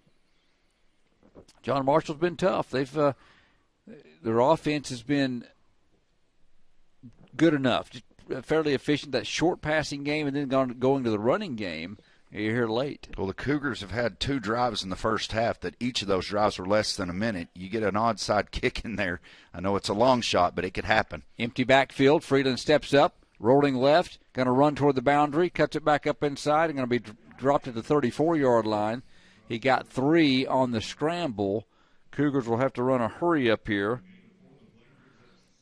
Yeah, Carter looked like he had an opportunity to get out of bounds there, trying to get a few extra yards. That's just the competitor nature that he has, and the clock is quickly running down. Now it's stopped. Jesse Randall, big guy, got on him at 5'9", 285. Only 90 seconds left to play. Cougars have 3 in the formation, 2 right, 1 left. Freedom back, though, to quick out route to Jack at the 45-yard line. A Cougar first down. Will stop the clock for a moment. Well, they should stop the clock. There's been about 3 or 4 seconds that went off the clock there, Kenny. Again, the clock operator's not been on the side of the Cougars, as they've got a big hole here and need all the time they can possibly get. 11-yard pickup from the 45-yard line. Again, from the shotgun formation. Carter takes a snap, going to sprint right. Got a little bit of time. Good blocking up front. Still stretching the play out. Fires back over the middle. Caught by Andrew. The 45. Breaks the tackle. Shakes loose 40. 38-yard line. Another first down. Shane Richard drug him down, but good pickup of 17 yards from Freeland to Hughes, who ad-libbed on that play. And Andrew finally found a soft spot. Made a few yards after catch. 38-yard line. 53 seconds as the clock continues to run. 48 seconds and counting. Freeland again takes the snap, rolling left. Got to go to the end zone here at some point. Quick sideline pass caught and dropped inbounds. Cougars are going to have to use a timeout. They get it done quickly. Jack Morris catches that one on a quick out at the 30. He got 8. Not using the timeout, Kenny. I'm not sure. Well, 6 seconds there. They can't. They just continue to let the clock run here. I'm not sure when the timeout exactly was called, Kenny, but it's sure about 6 seconds it ran off the clock. It's been a tough night as far as clock operator for the Cougars, but now 30 seconds to go unless the officials kind of add some time here. And they should. They should be, acknowledge that. They're looking up here, and they are adding time. The white hat is looking up and giving hand signals to the clock operator to put some more time on the clock. And they will do so. 26-14. The ball is the 30-yard line in John Marshall territory. They put 9 seconds back on the clock, so that 9 seconds run off after Ada had called the timeout. So they got it back to 39. So now you get to the point of the game. You need to strike in the next play or two, and then your onside kick, and who knows? But you got to get in the end zone here pretty quick. Yeah, the time is definitely a detriment to the Cougars here because, again, you've got to have an onside kick, as you said, Kenny, and you got to have some time to run at least a few plays if you get the onside kick to take a shot. And against this stiff south wind, they got to get it close enough to take the shot. From the 29, Friedland going to roll left after going to be chased. Can't take a sack. Rolls back right. Got to get rid of it. Got to get rid of the football. Oh, he's brought down. That's a play. You've got to get rid of the football. You know, in the game situation, and the Cougars got to use a timeout. The clock's all the way down to 23 seconds. Called a timeout, and again, they didn't get the button pushed on the clock. They'll probably reset some more time on it, but that hurt there. That's probably a play. You just got to throw the football away. Yeah, the officials are making another motion to the press box to get it to 28. They let another 5 seconds run off again, Kenny. We're all human. We all make mistakes, but, boy, all night long the clock has continued to run after plays have come to a conclusion with 29 seconds to go here. Cougars need a miracle, but nonetheless, you'd like to see all the time you can possibly get to at least give you a shot. Third down, the ball at the 31-yard line. They've got to reach the 28, but that's really not real significant right now. Of course, need to find the end zone pretty quick. Down 26-14, fourth quarter from Taft Stadium. Yeah, we talked about it, Kenny, in the first half where Carter made a throw where we said that sometimes a good throw is throwing it away, and on that particular play right there, you'd like to have seen Carter just put the ball in the stands, save that timeout, and stop the clock. It's as good as a timeout. You still got a third down instead of taking the sack and running the time off the clock, but young man's playing hard. It's hard when you're on the field as a competitor to not try to get all you can get. Third down. Shotgun formation. Friedland throws it quickly out. There's that double play. Nope. Hughes is going to run it out of the flat. Turns it back up inside. Great run by Andrew to get a first down. They had him behind the line of scrimmage. He's able to get to the 27 and a first down on a quick pitch to Andrew. They stop the clock. Move the chains. And 21 seconds to play. Now the clock stops 17 seconds. 16, down a dozen. Friedland back to pass. Steps up in the pocket. Going to roll to the 30-yard line. The Cougars, they have a timeout. They have one left, and they use it as Friedland's brought down at the 20. He got 9. Late flag comes in, too, Kenny. It's going to be somebody on one side or the other that was doing a little jawing, I think. It'll be interesting to see how this call goes. Now mark it at the 21. He officially got 6 yards. Personal foul, Ada.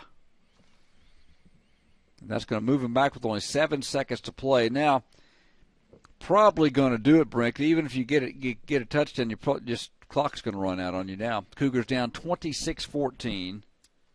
Yeah, from the 40 or the 36-yard line there, Kenny, it would take 7 seconds probably to run this play to the end zone, and so that's pretty much going to do it for the Cougars.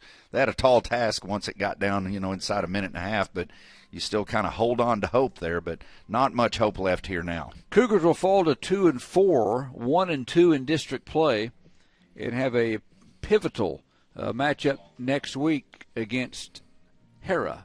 And by the way, if you're listening and still tuned into us, that's a fall break game, Thursday night edition of high school football from Hera. We'll have the game for you. The Cougars to choose their last time out. Now come to the line of scrimmage. John Marshall is going to the coaching staff and now have to rush their guys back on the field. So 7 seconds to play. Down below the Cougars have Jack Morris in the slot to the left. Hughes is to the right. Friedland going to roll toward Hughes. Again, and then he's going to be sacked back at the 50-yard line to end the game. Boy, the big guy got him that time. Diving through, looked like with Anthony Reyes, big guy, and he chased down Hughes, 6'3", 340, back at the 50-yard line for a 14-yard loss, and that is your ball game. The John Marshall Bears have got their second win of the season, their first district win in 3 tries, as they knock off the Ada Cougars from Taft Stadium. The final score tonight, John Marshall 26 and Ada 14. You've been watching and listening to the Ada Cougars live at KADARadio.net, your post-game show after this timeout. Successful teams have individuals working toward common goals. One of our goals here at Ada Nissan is to provide customers with the best possible buying experience. One of our other goals is to support programs that provide positive environment for our youth. That's why Ada Nissan is proud to support Cougar Athletics. Ada Nissan realizes that Cougar Athletics promotes sportsmanship, the value of hard work, and helps develop their young athletes to become positive role models. We wish all the Cougar athletes, coaches, and staff a very successful 2021 season. Go Cougs! This is Lucas Clark, president of First United Bank here in Ada. We measure success not just with numbers, but with a commitment to faith, financial well-being, personal development, and wellness. It's how we spend life wisely. If that doesn't sound like a bank, welcome to First United. Learn more at spendlifewisely.com. Proud supporter of the Ada Cougars, member FDIC. Jesse Williamson with Williamson's Furniture, 827 Lonnie Abbott Boulevard in Ada. Looking for quality furniture that will last? We have a great selection of made in America quality furniture and mattresses. For over 51 years, my family has been serving Southern Oklahoma from our original store in Pauls Valley. We offer 12 months no interest with approved credit. So if you're looking for a house full of made in America furniture, come by Williamson's and let us make your house a home. 827 Lonnie Abbott Boulevard in Ada, home of the HGTV Home Design Center. There's a new 7-year tractor warranty in town. Now, only Mahindra tractors have the industry's best 7-year limited powertrain warranty. That's right, not 5 years, not 6, but a full 7 years. Only on the world's #1 selling tractor, Mahindra.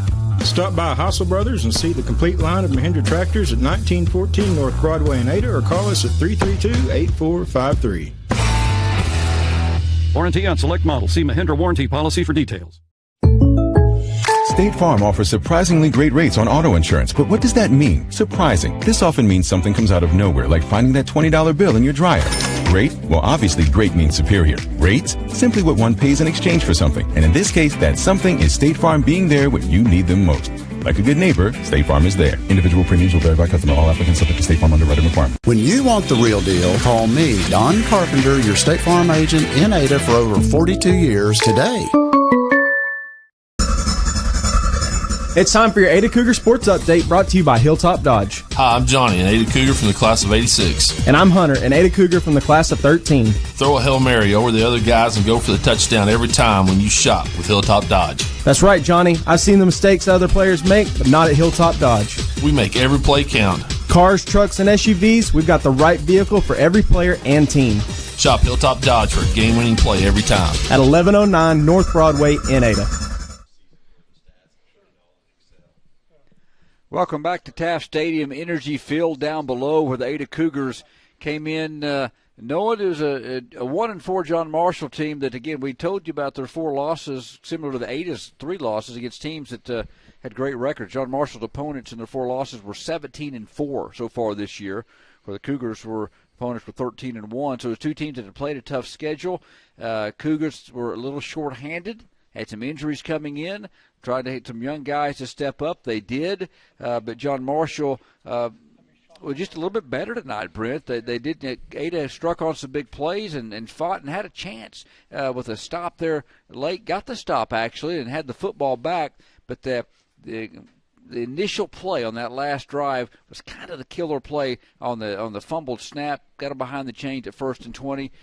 Fought the tails off, but John Marshall good game plan, a little bit better tonight. Yeah, the effort was there, Kenny, but we talked about it in the pregame. These were the 2 teams that most of the coaches looked at and said these are the 2 teams that they thought would be battling for that 4th spot going into the playoffs. Everybody pretty much had it in their minds that Tuttle, Cushing, and Blanchard were the top 3 teams in the district. And then that 4th spot, a lot of people had John Marshall ranked 6th in the preseason. Ada's down there around 11th or 12th in the preseason. So it really comes down to mistakes. The Cougars didn't win the turnover battle tonight, and the rushing total, according to Trey Kinley, might have been a record low. And anytime you have that, if you can't run the football and you don't win the turnover battle, you're in trouble. Yeah, -1 on the turnover battle, a couple of interceptions. Cougars did recover an early fumble in the contest, but and the turnover that started the third quarter was a big one. Ada had got the momentum going to the locker room on that quick touchdown drive to get back in the game at 12-7,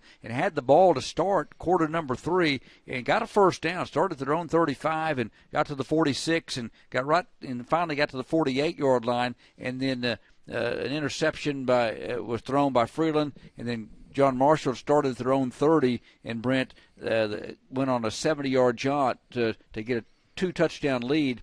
Cougars would battle back, but again, another turnover later and cost the Cougars. Yeah, you could call that the play of the game, Kenny, because, again, the Cougars had all the momentum going into half as they cut the lead on that, 40-second drive, 50-second drive to end the first half, pulls within 5 points, gets the ball at the start of the second half there, starts driving, gets that first down, as you said, and then have the big turnover, and then John Marshall cashes it in. Cougars never really recovered after that. They really didn't. Recapping that second half real quickly, it was 12-7 at halftime. I told you about the John Marshall 11-play, 70-yard drive after the Ada turnover, a 7-minute drive, got a 10-yard touchdown run by Devin Jones, 2-point pass to Tango McCauley made it 20-7.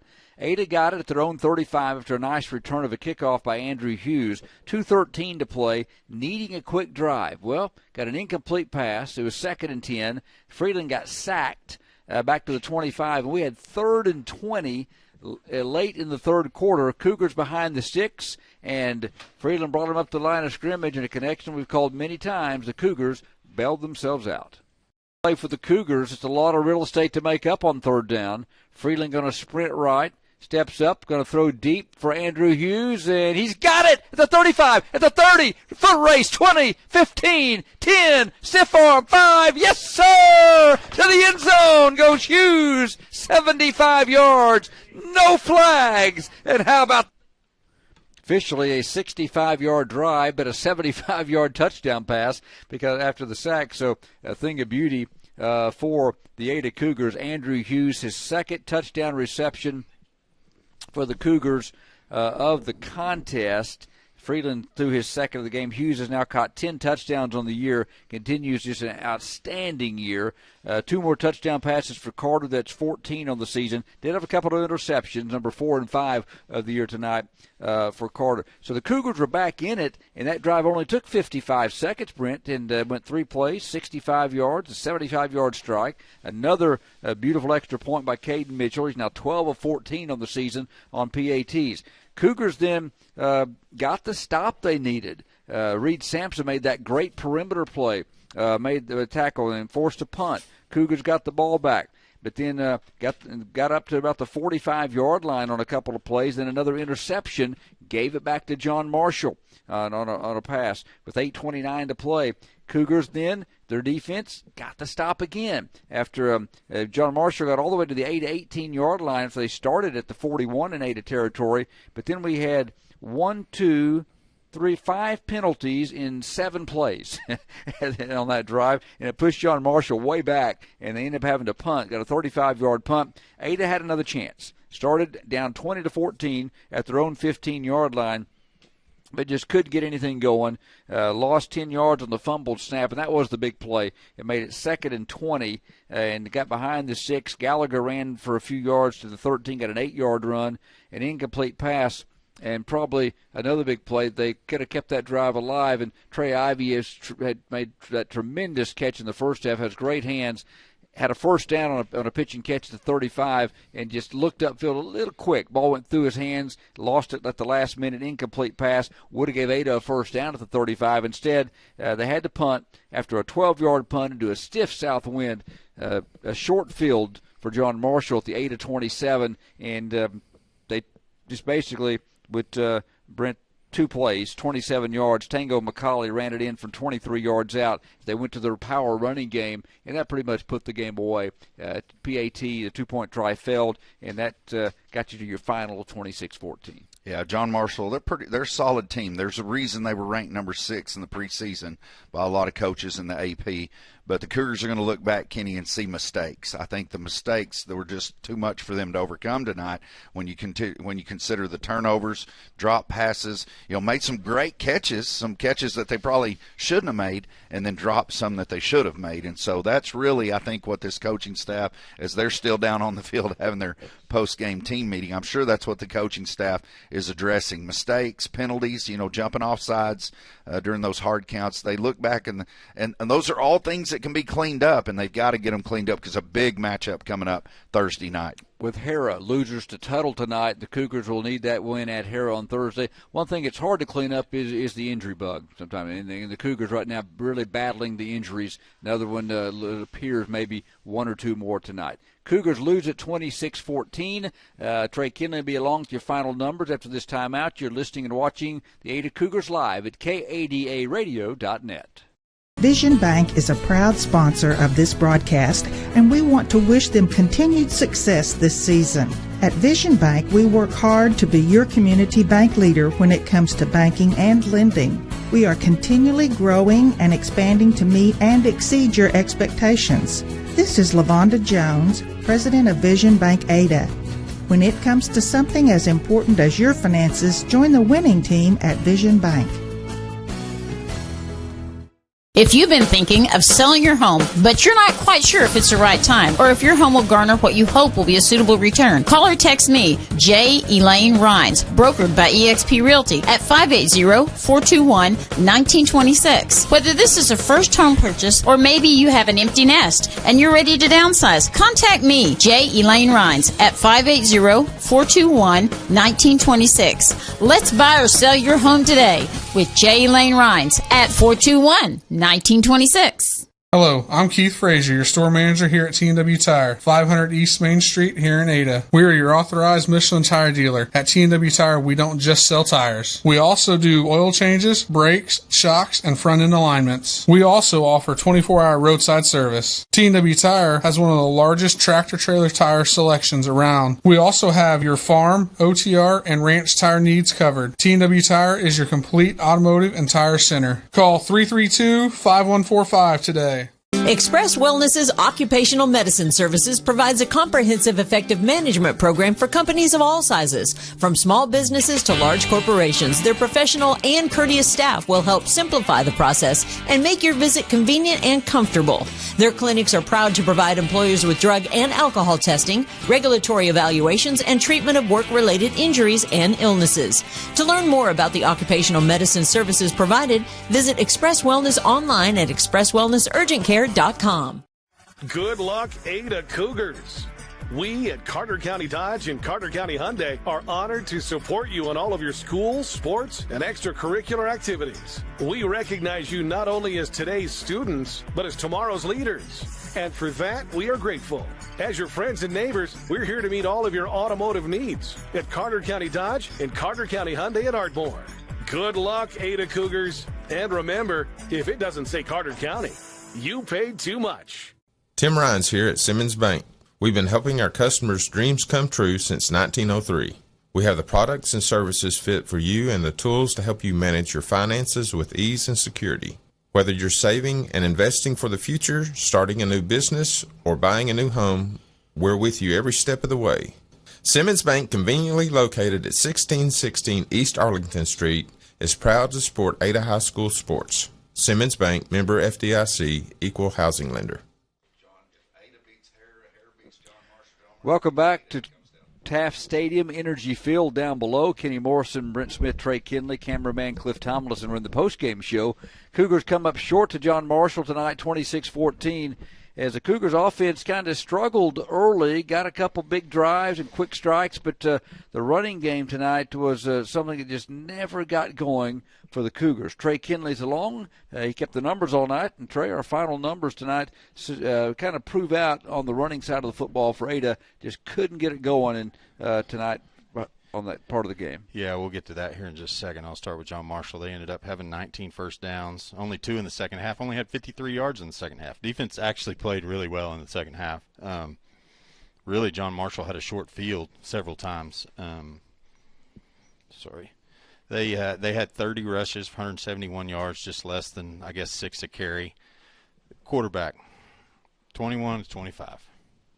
Again, the incompletions, and I could be wrong. We'll get to that here in a minute, but I don't know that he had an incompletion in regulation. I don't remember one, which is crazy. They had one fumble that they lost. They had 9 penalties for 85 yards, 5 of 11 on third down, which is that's going 0-2 in the second half. They had 1-1 on fourth down. Ada had 15 first downs, 25 rushes for 2 yards. I'm going through the late great Mick Cowan stuff, and I have not seen a game that's that dismal. I can't sugarcoat it. That's bad. Carter was 16 of 26 for 241, 2 touchdowns, 2 picks, no fumbles, which was good to see. We only had 7 penalties for 45 yards. One of those was late, the personal foul. So we had 6 for 30 in game. And you say, well, that's not bad, but it's when they happen. Yeah. They were 5-yard penalties. We had 6 5-yard penalties. But they were always to get them to a 3rd and shorter, 2nd and shorter, to negate a penalty that they had just gotten. So it's not always just about the yardage. It's the time that they happen, timely. Yeah. Individually, John Marshall, Devin Jones had 15 carries for 84 yards. Charles Carter, 12 for 57. Tango McCauley had the 123-yard. All 3 of them scored a touchdown. Mikael Jackson had 1 for 4. Passing, Kane Donovan, I have him 22 of 22 in regulation for $179, 1 touchdown. They had 8 different guys catch the ball. Devin Jones had the most, 9 for 56, and then Mikael Jackson 4 for 72. Devion Taylor 2 for 25. Caius Henry had 2 for 7, and then Charles Carter, just Sean Jackson, Tango McCauley, and Julius Bell all had 1 for minimal yardage. Individually for Ada, KK had 10 carries for 18 yards. Xander had 4 for 17. Andrew, that last pass there was actually a backwards pass, so he actually had 2 rushes, 2 for -3 yards. CJ had 9 rushes for -30. So obviously the sacks, but even if you take the sacks out, it's still 30 yards on 16 carries. It's got to get better. CJ was 16 of 26 for 241, 2 touchdowns, 2 interceptions. Andrew had 6 for 130 and 2 touchdowns. Jack had 7 for 61. Trey had the 1 for 37. Fisher had 2 for 13.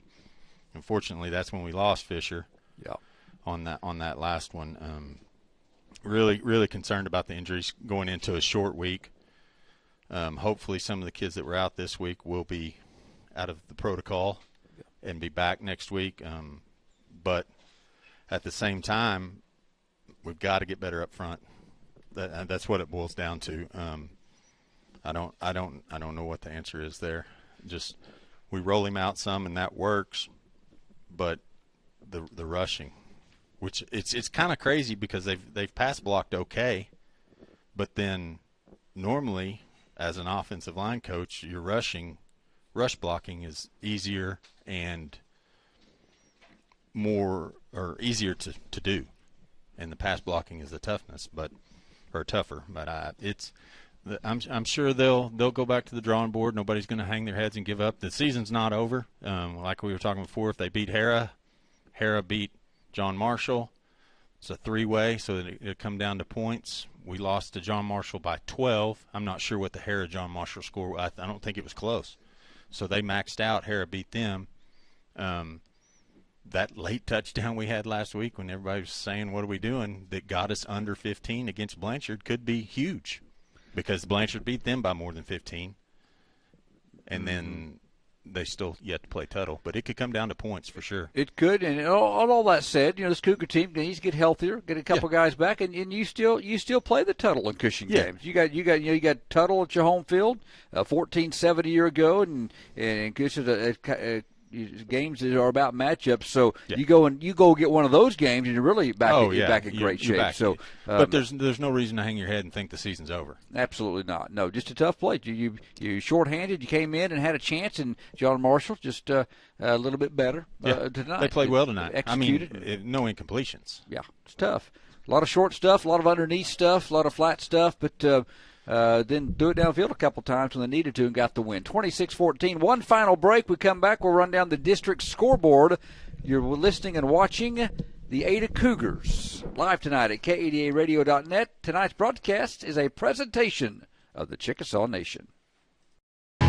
The Ultimate Car Wash at 1020 Country Club Road in Ada has 3 ultimate monthly wash packages available depending on your washing needs. That will allow you to wash your vehicle every day of the week for one low price. That's right, every day of the week with staff on hand to pre-wash your vehicle every time. You never have to wash your car by yourself with one of the 3 great wash packages. Ultimate Car Wash, 1020 Country Club Road in Ada. Included in your package is free use of the vacuums. For more information, come to 1020 Country Club Road in Ada today. Hello, Home Place Real Estate. How may we help you? Home Place Real Estate is pleased to bring you the broadcast of Ada Cougar football. Buying or selling a home, land, or commercial property, keep it simple. Call Home Place Real Estate. Our brand gets results. In the event you've been thinking about selling your home, but you don't know what it's worth, well, we've got an answer for that. Call Home Place Real Estate and we'll give you a free broker price opinion. Home Place Real Estate, 332-4663. At Home Place Real Estate, we put the real back into real estate. Go Cougs! Tribal citizens are Oklahomans, our neighbors. They make a critical difference in community after community, helping schools, building roads, expanding healthcare, benefiting everyone. We are united for Oklahoma, committed to mutual respect, shared strength, and productive partnerships. To join the conversation, visit unitedforoklahoma.com. You know, the only time orange and maroon go good together is when a Cougar fan is on a Kubota. At GP Rents, we're cheering on your favorite team to get that win. You'll be winning, too, if you tackle that big project. And we have a wide range of Kubota rental equipment to give you a hand. From Kubota skid steers to lawn equipment and everything in between, your Kubota rental will be clean and ready to work for you. It's time to work smarter, not harder, with GP Rents. Call GP Rents Ada at 833-I-RENT-GP. And let's get to winning on a Kubota. Foundation damage is a common problem in our area, a problem that won't fix itself.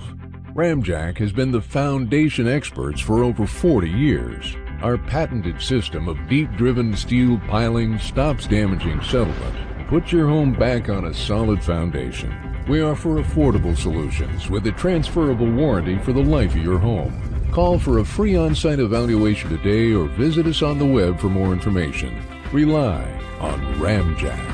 All successful teams have individuals working toward common goals. One of our goals here at Ada Nissan is to provide customers with the best possible buying experience. One of our other goals is to support programs that provide positive environment for our youth. That's why Ada Nissan is proud to support Cougar Athletics. Ada Nissan realizes that Cougar Athletics promotes sportsmanship, the value of hard work, and helps develop their young athletes to become positive role models. We wish all the Cougar athletes, coaches, and staff a very successful 2021 season. Go Cougs! He's alive. Welcome back to Energy Field, Taft Stadium for the final time tonight. Kenny Morrison, Brent Smith, and Trey Kinley, and Cliff Tomlinson. 26-14 the final. John Marshall defeats Ada. Brent, the district standings have tightened up after tonight. You've got the district scoreboard for us. Yeah, Kenny, there's some games of interest here. None of them were very close, but we'll run down them anyway. Tecumseh gets crushed by Cushing at home, 49-6. Very good football team. Cushing only loss of the season coming against number 1 Tuttle. And so big time football team there that Cougars will face later this year. We go down the scoreboard here. Tuttle puts it on Hera. Hera, who beats John Marshall last week, takes it on the chin tonight at Tuttle, 49-13. And then looking, the only other really scorer, let's see, who else is it? Classen SAS. Classen SAS is getting thumped with 5 minutes to go by Blanchard, 48-14. And then again, Kenny, I hate to keep mentioning this, but an old diehard traditional Ada fan, I can't believe Weatherford's down this year. Gets beat big time last night by Newcastle, 43-7. So interesting scores across the state. Here's your district standings as we get ready to go off the air here. Tuttle 3-0, ranked number 1 in the state, 3-0 in district play. And then you've got Hera 2-1, Blanchard 2-1, Cushing 2-1, John Marshall 1-2, Ada 1-2, Tecumseh and Classen SAS are 0-3.